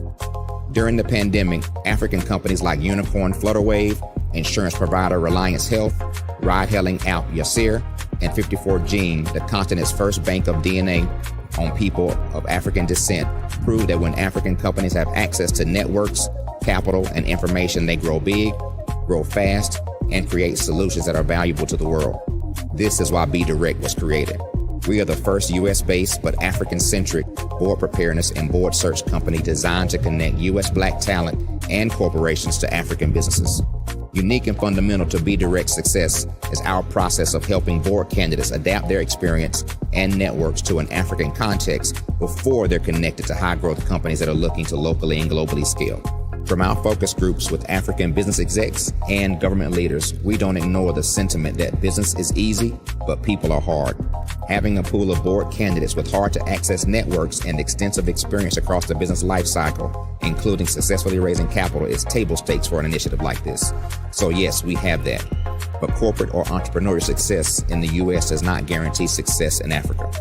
Developed alongside industry partners on the continent, our training program, Be Direct Prep, is designed to transpose their experience to create cultural comfort, understanding, and a commitment to helping businesses in Africa scale.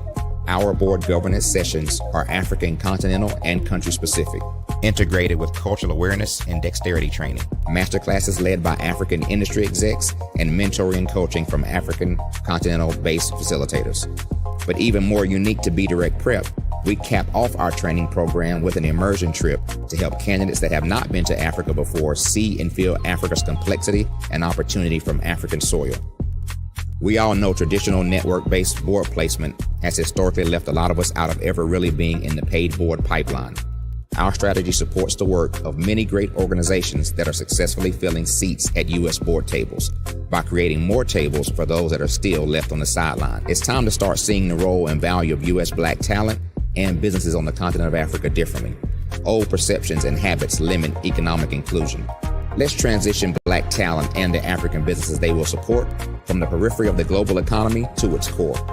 Living in a global lockdown, we all know now how fast local and global economies can change, and see the value of having businesses that hire, strengthen local value chains, and even grow globally.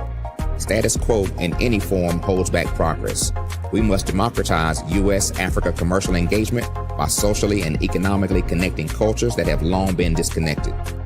It's time for Africa's U.S. diaspora to redefine their global value by helping African businesses scale continentally and globally.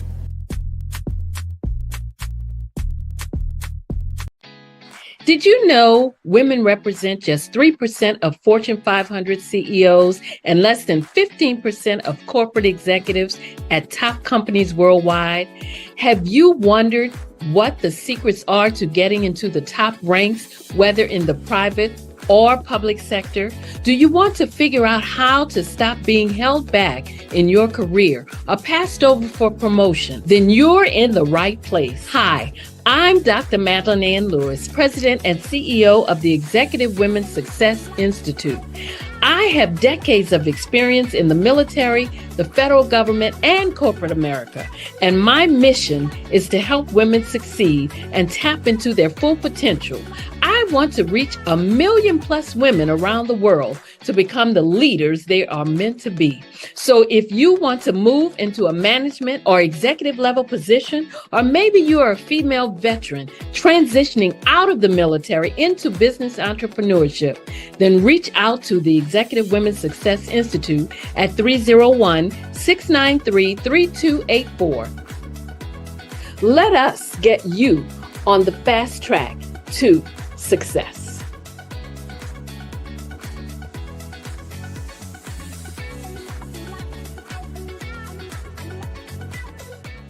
Absolutely. So our coaching program help people that have the lack of time, that lack strategies, and lack the confidence to go after their dream life. So we help them implement tools. We help them implement, I love to leave the inherited lack of finances or the education behind finances. But it wasn't until I lost my firstborn, my only son, that life changed for me. And where I was going after it all, living the corporate life, hit my 6-figure income, and living in my dream house with my dream man, driving my dream car. Wow. I nearly lost it all when I lost my son. And so I realized it only takes one financial catastrophe that can change your entire life. That's what made me start All New Beginnings. Because no matter what's going on in life, there's a new beginning. And because of that, we develop a program called Wise Minded. My little slogan is, don't just dream it, let's live it. If they want to connect with you or work with you, what is the best ways for them to be able to do that? Well, for my social media guru, you can connect with me on every single social media platform as Tanya T. Lawrence.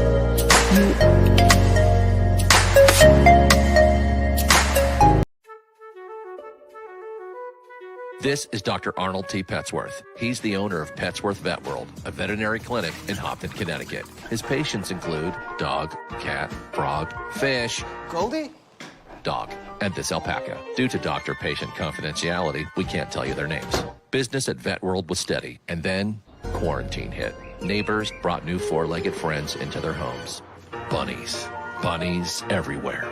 Dr. Petsworth welcomed these new patients with open arms. The only problem? There were more appointments than he could manage. That's when Dr. Petsworth turned to his American Express business card, which offers spending potential that's built for his changing business needs. He decided to hire a new assistant, Julio, and with spending power built for business purchases, he used his card to furnish a new exam room. Together, Dr. Petsworth, Julio, and American Express Business made sure all the pets of Hopton. Are you an innovative entrepreneur or business owner ready to embrace the future of business transformation? The world is evolving at an unprecedented pace, and it's crucial to adapt and pivot towards success in this dynamic landscape. At the Hello LLC, we are dedicated to guiding you through this transformative journey, offering a comprehensive suite of services that extend beyond the metaverse and 3D immersive experiences. Our mission is to empower businesses and brands by assisting them in building, branding, systemizing, and automating their operations. We specialize in steering businesses from a two-dimensional existence to a thriving three-dimensional presence, where opportunities abound. We help businesses harness the power of technology to work smarter, not harder, enabling them to operate efficiently and stay ahead of the curve. Our diverse range of services includes: Our Biz in a Box is a complete business solution package designed to jumpstart your entrepreneurial journey. From strategic planning to digital infrastructure, we've got you covered. Your one app, one tap solution. Our Motion Work AI videos transform your brand storytelling with our cutting-edge AI-driven video production, captivating your audience like never before. Our 3D VR environments will step you into the future of immersive experiences. With our custom 3D virtual reality environments that engage and captivate your customers. Lastly, in our Pivot membership program, we offer tailored guidance and support to either show you, teach you, or take care of the transformation process for you. According to a 2023 study by Fundera, a staggering 28% of small businesses in the United States do not have an online presence. This statistic underscores the importance of embracing digital transformation. Having a website is more than just an online presence, it's a gateway to unlocking numerous benefits, including reaching a broader audience, showcasing your products or services, generating leads and sales, establishing trust, providing customer support, and maintaining competitiveness within your industry. The Hello LLC is committed to helping you excel in all these aspects of modern business, not just limited to the metaverse alone. Why should you choose the Hello LLC to navigate this transformational journey? By partnering with us and harnessing cutting-edge technology, you can provide immersive experiences for your customers, expand your global reach, reduce operational costs, and enhance brand recognition, all while working with a company that holds integrity in high regard. Our commitment to ethical and principled business practices ensures that your journey towards success is not only innovative, it is also firmly rooted in trust and transparency. Don't wait. Take the first step towards a brighter business future. Contact us today to explore how we can support you in developing a remarkable digital presence and immersive experience that will leave a lasting impression. At 5-Star BDM, we don't just elevate brands, we forge industry icons. Our mission is to amplify your business and personal brand through dynamic AI-enhanced strategies and an elite professional network of over 20,000 experts. We empower entrepreneurs and small to medium-sized businesses to lead, scale, and transform. Our powerful network accelerates your speed to market and connects you with unparalleled growth opportunities. If you're ready to lead, we'll position your brand to set the industry standard. Explore our comprehensive services designed to build your brand, drive growth, and innovate your business. From personal branding and business development to technology solutions and investment banking, we offer tailored strategies that deliver measurable results and help you dominate your market. Our personal branding service uniquely tailors your professional story. Starting at just $99 per project, we offer online courses, in-person workshops, and scheduled weekly calls. Perfect for individuals beginning their personal branding journey, we help you craft a legacy that commands attention and respect. Strategic plans and execution are at the heart of our business development services. We focus on sustainable growth, helping you secure funding, scale operations, and expand your market reach. Our expertise ensures your business thrives in competitive environments. Innovate with custom artificial intelligence, machine learning, and software solutions tailored to your needs. Our technology services are designed to enhance your business operations and drive efficiency, ensuring you stay ahead in the digital age. Discover real stories and real results. From healthcare startups to tech entrepreneurs, our clients have achieved extraordinary success. For instance, a healthcare brand transformation led to a 40% drop in patient infections, showcasing our impact in diverse industries.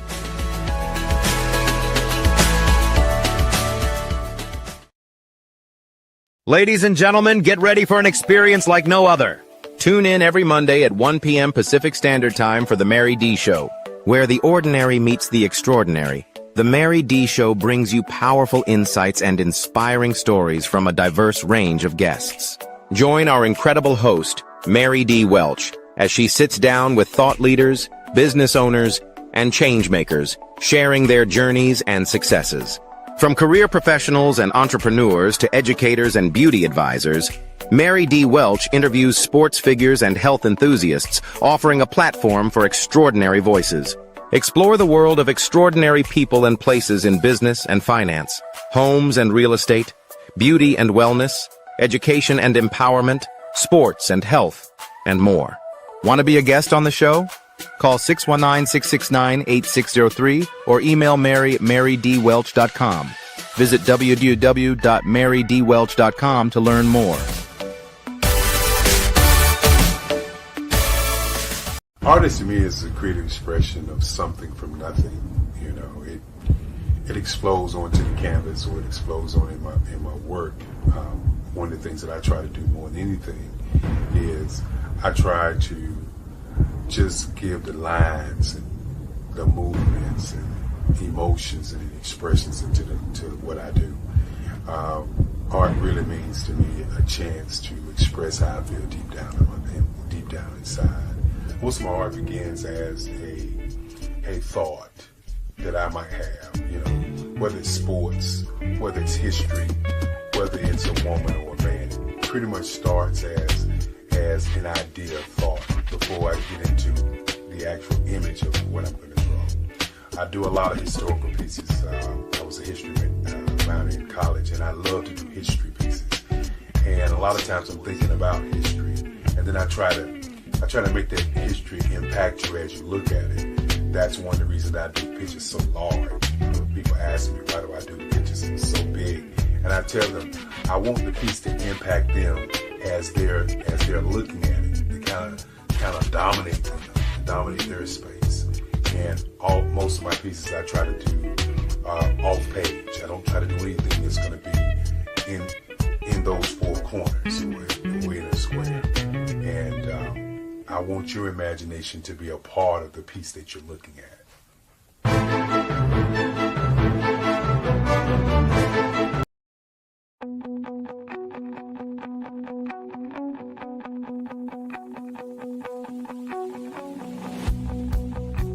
I am Black Business. From the moment I wake until the time I sleep. Yes, I am Black Business. I am Black Business. Tell me, are you Black Business? I am Black Business. Do you support Black businesses? Listen, I support Black business because I am Black Business. Black Business Expo, one of the largest business showcases in the history of Black business in the world. The world. Sign up today at www.blackbusiness.com. blackbusinessexpo.usa.com or call 919-308-9090. I am Black Business.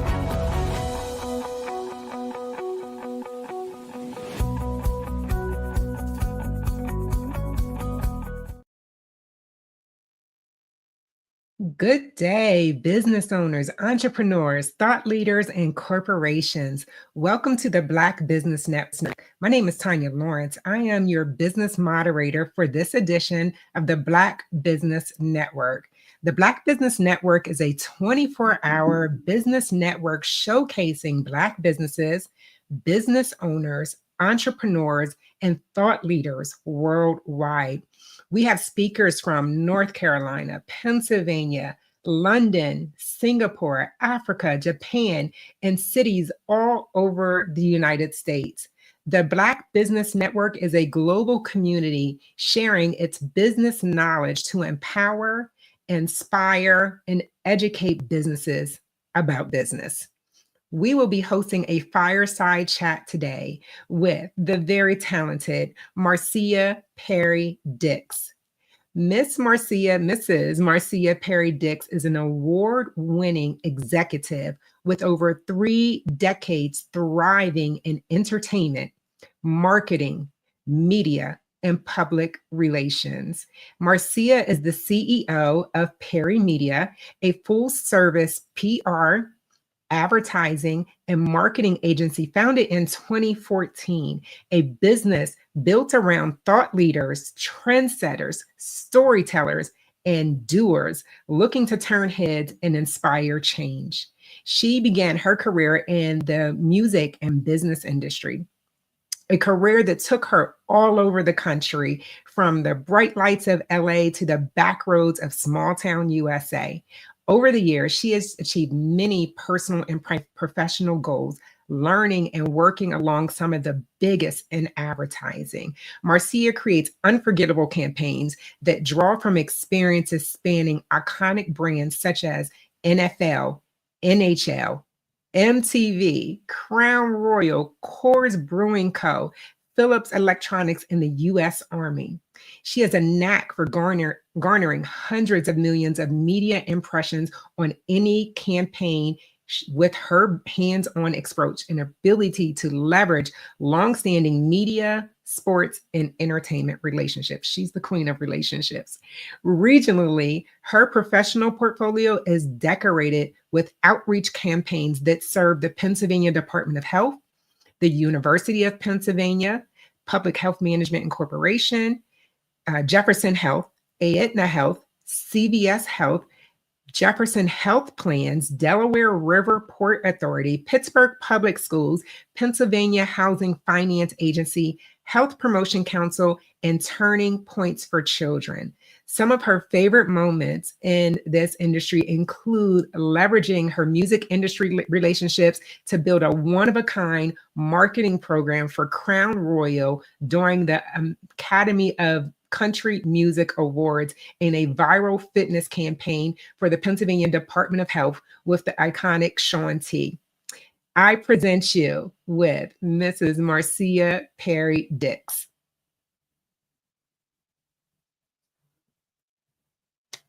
Hello, Queen. You are muted. Let's have you unmute yourself so they can get some of that vibe. Hello, hello, hello. Amazing. I was excited. That's all you. That's all you. Thank you. That was a beautiful introduction. Thank you. Yes. Oh, Tanya, this is amazing. The Black Business Network. Thank you. Yes, ma'am. And I just knew you needed to be here. I'm so excited to be here. I was like, what in the heck are you doing? And this is amazing. Yes. Worldwide. I am so honored to be here.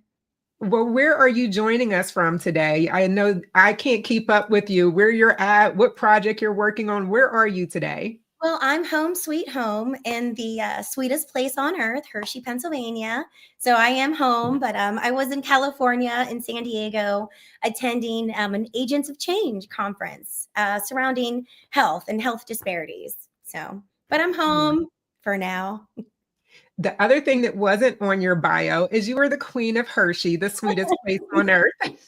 Yes, yes. Yes, and she is known. She is truly the queen of Hershey. Everyone is welcome to come to Hershey, Pennsylvania, where the street lights are chocolate kisses. And we have chocolate everywhere and peanut butter. And we have the best chocolate and peanut butter martinis. You could be Literally. So you can be dipped, scrubbed, and rubbed in chocolate if you want to.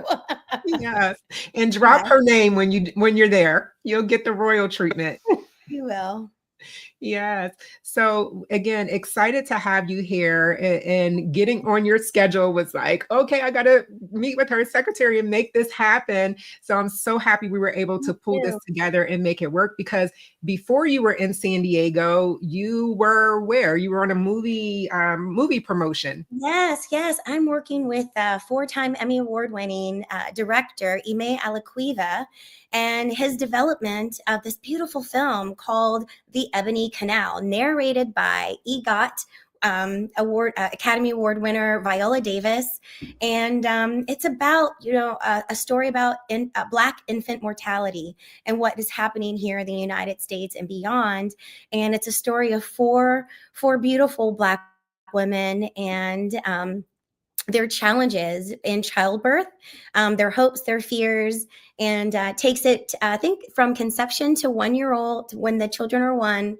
And it's a beautiful story, but it's also educating us to wake us up to what's happening in the United States, and that the challenges and the disparities with Black maternal health, with Black and brown babies and Black and brown mamas is incredibly different than the other ethnicities here in America. So we've been to Sundance Film Festival. That was a sold out, standing room only, sharing and building awareness. And we were just in Los Angeles for the Pan-African Film Festival, where The Ebony Canal was even up for best short documentary. So we're really excited. And I think we're heading to international this weekend.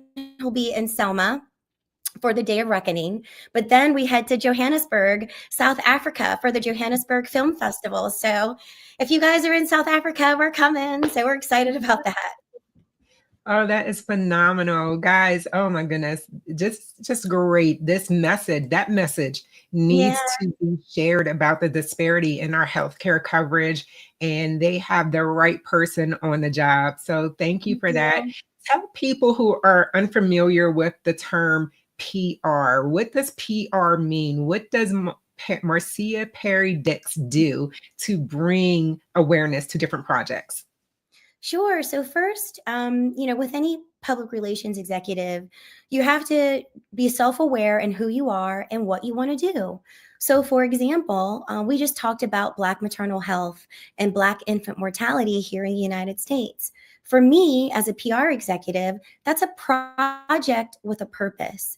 I only subscribe to and accept projects and clients that are like-minded in my mission, my passions, and my hopes and aspirations for people who look like me, and others that could benefit from the message. So this particular story is projects with a purpose. So in answering your question, I only take on projects that are projects with a purpose. If they're good for the community, and then I'm going to be behind it. But PR has changed, sis. It's changed big time. I'm 31 years in this business. Can you believe it? That's ironic, because I'm 27 years old and we've been friends for a long time. Me too. You're telling all our business. I know, but at the end of the day, because of the digital age, it's changed. It's flipped. People are using AI, and I love AI, everyone. AI is great. But as a PR executive and a public relation professional, when you are trying to garner the attention of journalists, what they want most is authenticity and some level of engagement and customization. You're not going to call Rolling Stone magazine or email them with an AI written message that is not thought through. And before you ask EI to write something for you, you really truly need to be really thoughtful in your messaging and your media pitch. So your media pitch needs to be thorough, and authentic and adaptable to that particular journalist, to who you're speaking to. And again, my passion, you said it in my introduction, it's all about relationships. If you don't have a relationship, don't you use AI to build it for you. There are some things that I feel as a Gen Xer that should still be old school. And that is picking up the phone, calling, sending a handwritten note, differentiate yourself from other publicists and PR agencies that are garnering for your time and your attention as a journalist. So that has worked for us, and us getting a lot of our client stories pitched and landed. Okay, guys. She is absolutely on point. I'm going to drop my little secret. I did the AI letter writing campaign unsuccessfully for my business and was sending those letters out, and I was like, this is dumb. I know the queen of PR.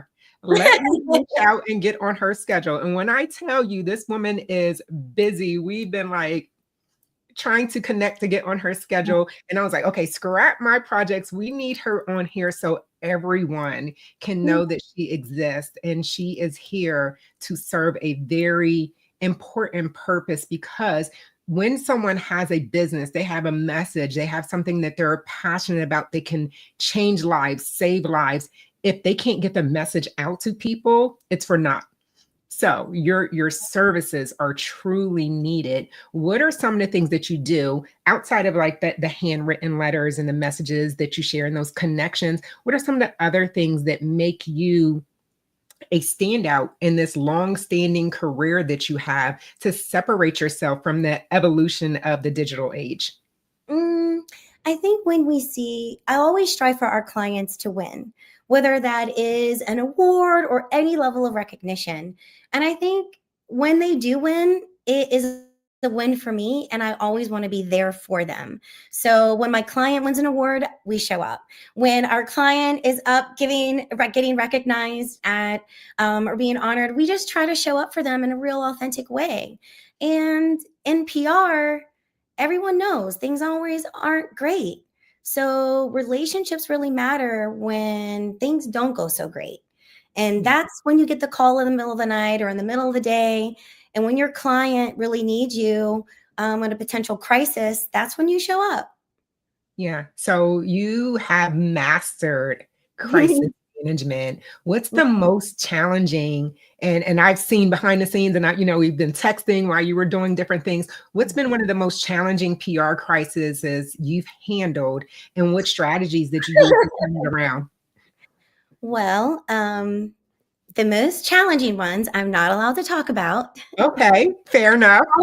Fair. But what I will say, when it comes to crisis communications, that's when PR executives and PR professionals, that's where we really earn our stripes. And it's not so much managing, but it's managing the crisis. It's leading our client through it. And more importantly, remember relationships? Relationships are with the PR executive, the PR professional, and with the journalists. So the more journalists you know, the more you can help maintain a narrative. Because sometimes in PR, it's not always about maximizing the noise. Sometimes it's minimizing that stuff and making sure it doesn't make the headlines. And to me, some of my most moments that I'm proud of have never made the headlines, and no one knows about. Phenomenal. And as a PR person would understand that and be okay with it, because that's our life. Yes. And that reminds me, it puts me in mind of, and I'm sure other people are like kind of correlating it to the TV show with Kerry Washington when she was in DC, like managing everything at the White House. You are our Kerry, our true life, real life Kerry Washington out here in these streets, these PR streets, making it happen in real life gracefully and beautifully. So. Well, I would also add that as if there are PR executives and professionals out there listening, now more than ever in this digital age, we have to pay attention to the rhythms of the media. So I've been doing this for 31 years. So media has a rhythm. It has a season and the highs and the lows, and a lot of them are predictable. So and things are changing right now, with Joy Reid, Lester Holt, the things are changing. Things are changing. So as executives, we need to be able to be still, pay attention, understand that rhythm, pay attention to that rhythm, being able to, as an executive, to predict it for our clients, and then be able to offer that service to them saying, you know what, I know you want to throw all that advertising money on social media right now, but I would just do it gently. I would do this and I would do that until things settle. So it's paying attention and being your authentic self and understanding the goals and objectives of your client. But times are changing for sure. I just wanted to add that. Yeah, that is a really powerful message, because many business owners know how to run their business. That is their core competency. And then having to take on the challenges of marketing, the challenges of creating a powerful and compelling story is a big challenge for them. Like, what your business is, your core competency. What are some of the things that make a brand storytelling compelling, and how can businesses craft narratives that resonate with their audience? I feel the more authentic you are as a business owner, to really have your brand message come through. It all has to be tap into that emotion, tap into the authenticity that I mentioned already. And I talk about purpose, right? So with me as a business owner, I do projects with a purpose. If it's good for the community, chances are Marcia Perry Dix and Perry Media is behind it. So that's my lane, and that's what I love to do. So my heart, you can see my heart, because I'm passionate about Black maternal health. I'm passionate about bringing awareness against sexual violence, harassment, and sexual assault. So I'm passionate for things that help the community. So if I'm passionate, if you're a business owner, and whatever your purpose that drives you to support your community, the reason why you built your business in said community or said country, that should be what you lead with. That's your voice. And I think for too long, a lot of folks tried to fit in a box that we thought we had to fit in. And it wasn't until the pandemic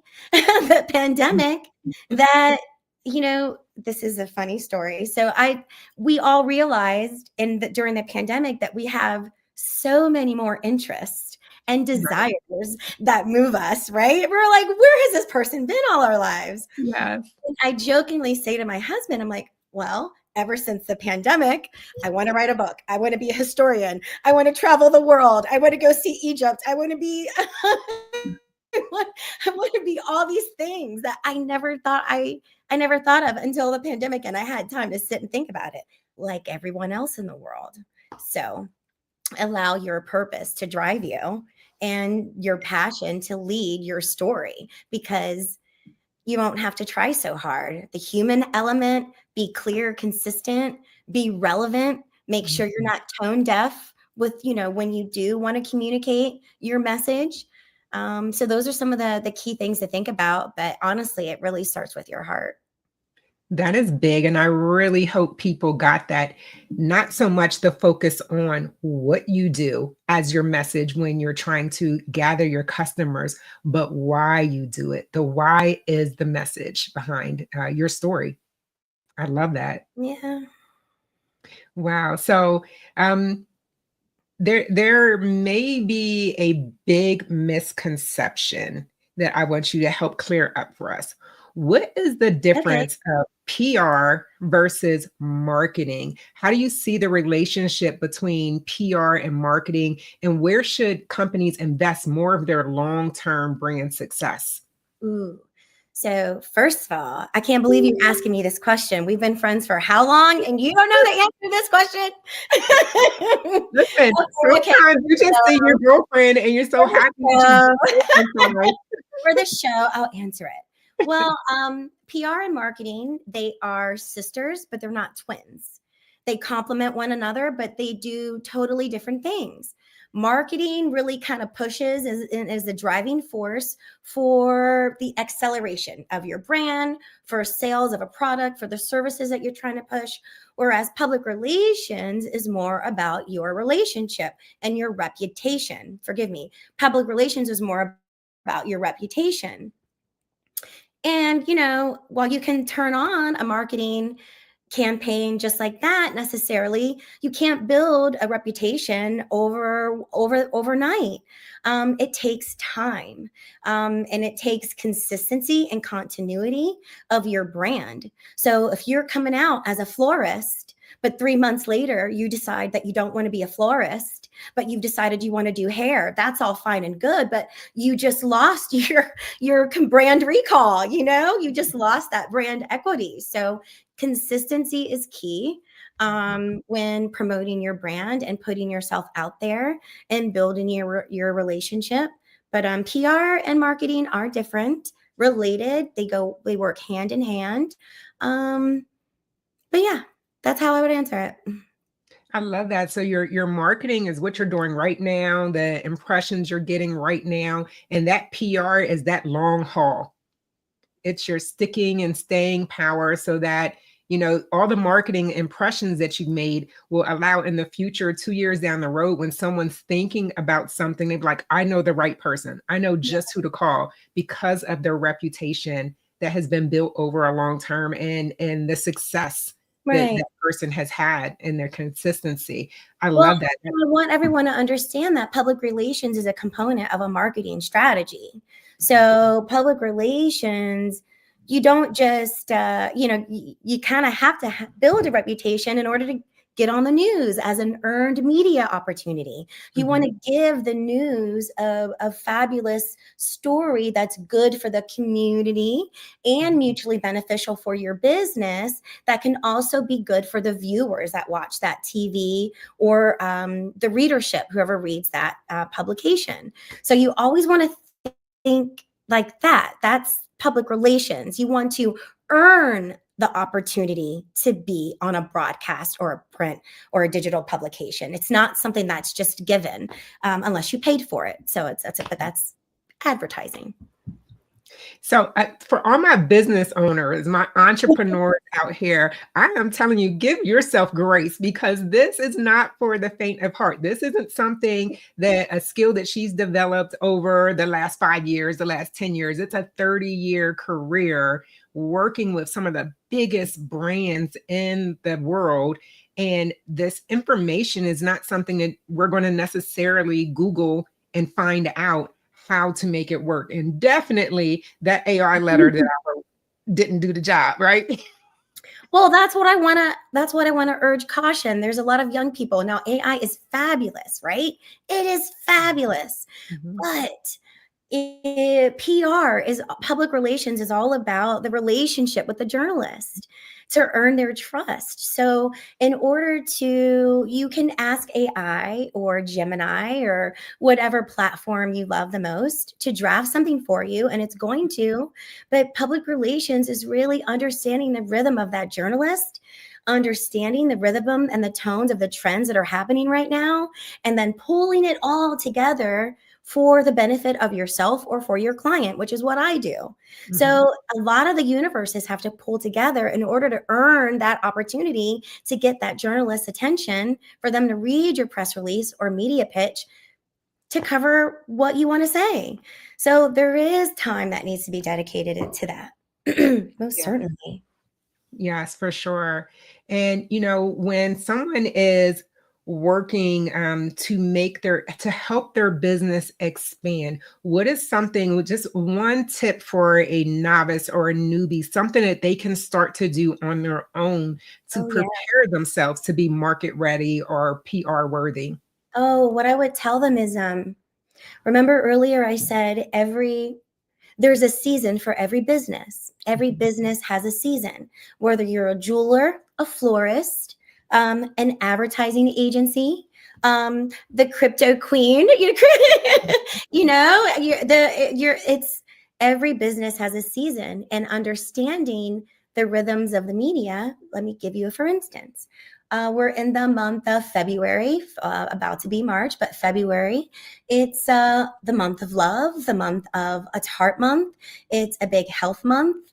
Next month is all about women. So there is a theme. You can see the media, you can see national and global organizations, where they spend and how they spend their money, because in the course of 12 months, there's a rhythm and a season for every business and at every holiday. You can hear it's now we're going into the wedding season here in the United States. It's about to be spring. So spring cleaning, everything's going to be awakening. So what business or service do you offer that can fit into your local media outlets editorial calendar? Research your local magazine and find out what stories they're going to do a month ahead of time. If they're doing a big feature on women businesses, maybe that could be you. You can pitch yourself.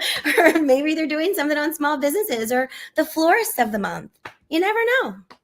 That is phenomenal advice. My goodness. I mean, just even the cycles and understanding that there are cycles and media cycles. You said that earlier, but the way you just broke it down was a complete aha moment and a light bulb moment for me. Like, that makes so much sense. And it's funny because you probably have more stuff that you've forgotten over the years than some of us will ever glean or find out on our own. So this information is so valuable and so important.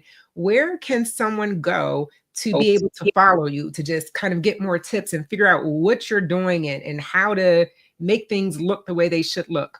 Oh, I'm Marcia Perry Dix on LinkedIn.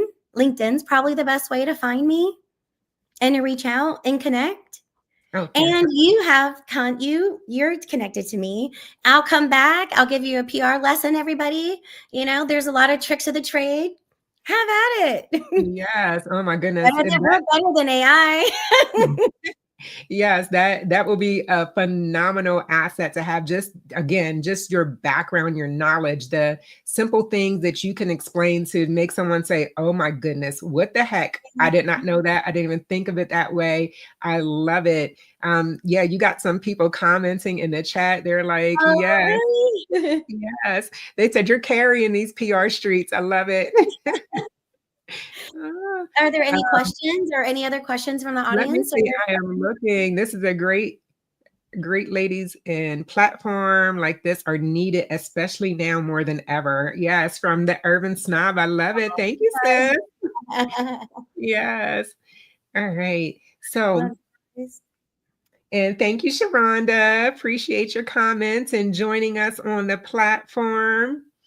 And being authentic is absolutely the most important thing anywhere in life. And guys, when I tell you that Marcia Perry Dix is this person in real life, the bubbly, the energetic, the just giving person, no matter what's going on, this is the same person that you're going to get. So it's no wonder that you have such a successful career and long-standing relationships, because people know you, they love you, they like you, they want to be around you. And it bodes well for any client who's saying, how do I become the person that people want to do business with? Well, having that type of coach and that mentorship from yourself, from someone who's just good and kind from the inside out, can make, just being around you makes all the difference in the world.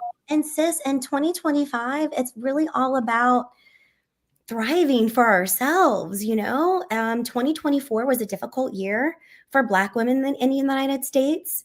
It was lots of ups and downs. It took a big toll on us. And 2025, really trying to really look inside. It's gone beyond self-care. It's, you know what I'm saying? It's like, I need more than self-care.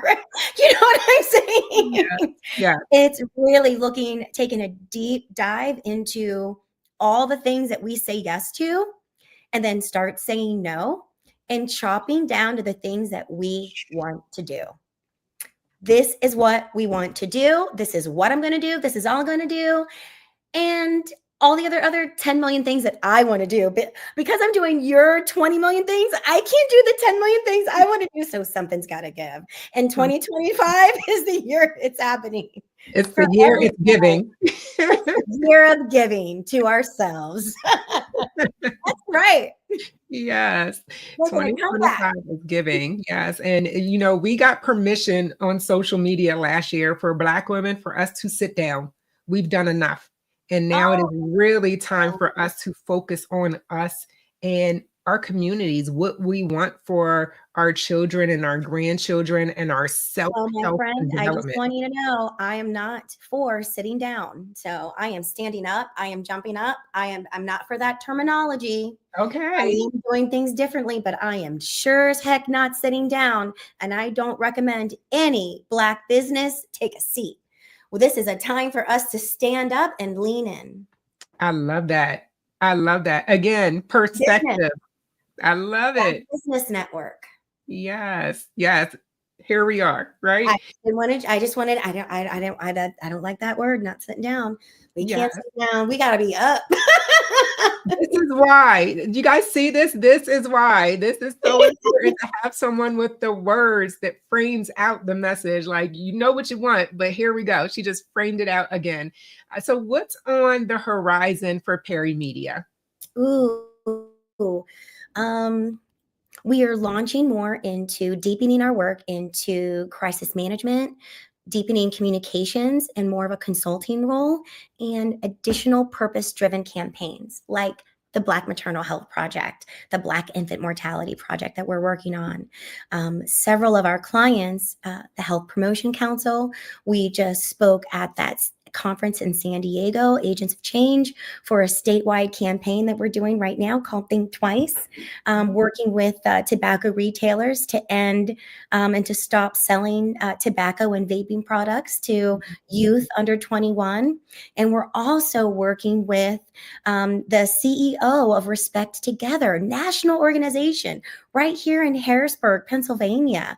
The CEO is Yolanda Edrington. Respect Together is celebrating 50 years of service. And on April 30th, we will be hosting their 50th anniversary celebration at the Hershey Country Club. You and Jameson are invited. The Black Business Network should be a sponsor. You guys need to come on to the Hershey Country Club and I'll show you a good time. Let's go. Yes, yes. Okay, guys. The Queen of Hershey has spoken. And when you go to an event that she has at the Hershey Country Club, it's next level, otherworldly. I can't wait. You can just go ahead and RSVP me right now. I will be there. And Go to I will respecttogether.org to buy your tickets. One more time. Nonprofit, respecttogether.org. Respecttogether.org. All right. Make sure you write that down if you missed it. Respecttogether.org. April 30th. Yes. In Hershey, Pennsylvania. At the Hershey Country Club.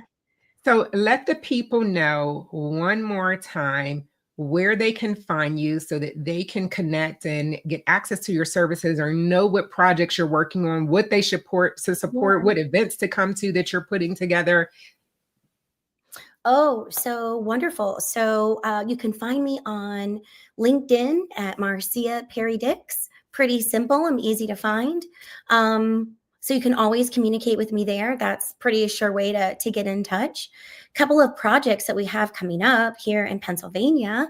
The Ebony Canal, if you're interested in participating in our movement surrounding Black infant mortality and Black maternal health, you can definitely participate. We'll be disseminating an invitation for a meet and greet with the director for organizations that are interested, but you can also email me on LinkedIn and we'll get you in touch and send you out a proposal to host a screening. We are currently doing colleges, several HBCUs, as well as different hospital organizations across the country, and the film festival. So we're at Selma this weekend. We're going to be at South by Southwest. Then we'll be in Johannesburg for the Johannesburg Film Festival. We'll also be at the Black Star Philly Film Festival and also the Martha's Vineyard Film Festival as well. So really excited. That's our schedule for Black Maternal Health, or the Ebony Canal. And then the Pennsylvania Black Maternal Health Caucus will be hosting a Pennsylvania Black Maternal Health conference in Pittsburgh, April 14th, 15th, and 16th. So stay tuned for more details on that. And then, of course, the Respect Together 50th anniversary. Respect Together is a national organization that advocates against sexual assault, sexual harassment, and sexual violence. Their 50th anniversary will be April 30th, 2025 in Hershey, Pennsylvania. You can go to respecttogether.org to purchase tickets, and I hope to see you. So Projects with a Purpose is all we do. So thank you for your support, Tanya. Thank you for the time, everyone. And I really hope that this was beneficial. So thank you. It absolutely was. Thank you, Marcia, for joining us, carving out some time in your busy schedule. I am sure that the listeners on here got tremendous value from your insight and just understanding the difference in how they promote and share their information through marketing and PR, and the difference it's going to make in getting their important messages and services that they provide to our community in particular out there to the people who need it most. So again, thank you. And we appreciate you, sister. Thank you. I appreciate you too, my sister. You have to teach me about the blockchain. So I got you. I'll do your PR. You teach me. Listen, say less. Okay. After the show. So genius is common, and I'll see you on the other side. The Black Business Expo's mission is to raise funds for high school seniors going to college or K-12 entrepreneurs. The expo is a fundraiser for students. You may go to the website www.blackbusinessexpousa.com to donate to the scholarship fund, or use Cash App on this Cash App that's on the screen below, and say, or excuse me, the Cash App tag is $BBXUSA. Our goal is to give laptops and up to $5,000 to 10 students a year. Students can register online to receive the laptop and the scholarship at www.blackbusinessexpousa.com. Guys, every dollar counts. So we want to remind you to donate to the scholarship fund. Tell your friends, tell your family. We want to thank the Black Business Expo USA sponsors for supporting us through this effort. NC 100, Suede Soul, Carolina, Virginia Minority Supplier Development Council, Step Management, Margie McLean Foundation, Inc., Genius is Common, Executive Woman Success Institute, The Quality Coaching Company, Superwoman Business Services, Creative Force Studios, Lee Entertainment, Black Business Olympics, Artistic App Design, Banks Law Firm, Black Business Expo USA. Genius is Common, and I'll see you on the other side.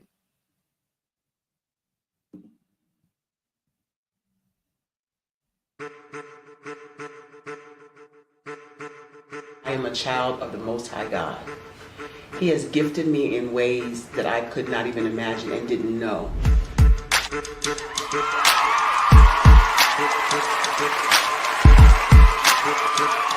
There was a time when I didn't know who I was.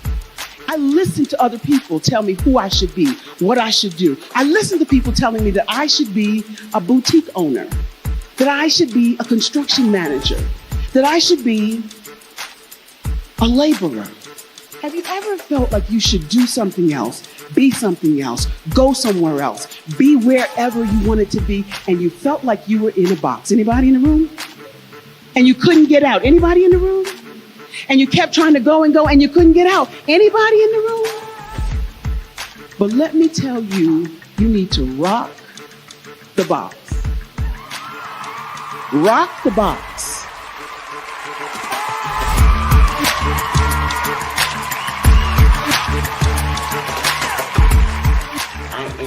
engaging, inspiring, and empowering.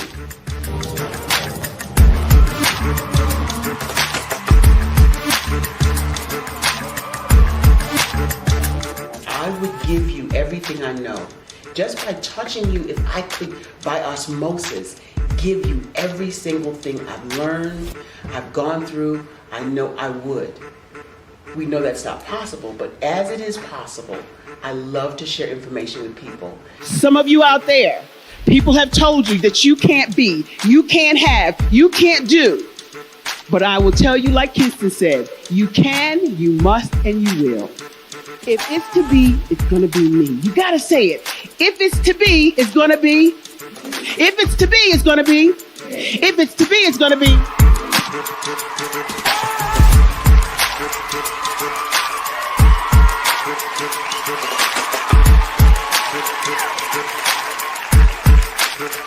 Barbara is because she believed what her mama said about her and not what other people told her. Every day you wake up, when you're in a situation, it's your choice whether it's an advantage or the disadvantage. She gained her confidence and her life, and now she is a testimony.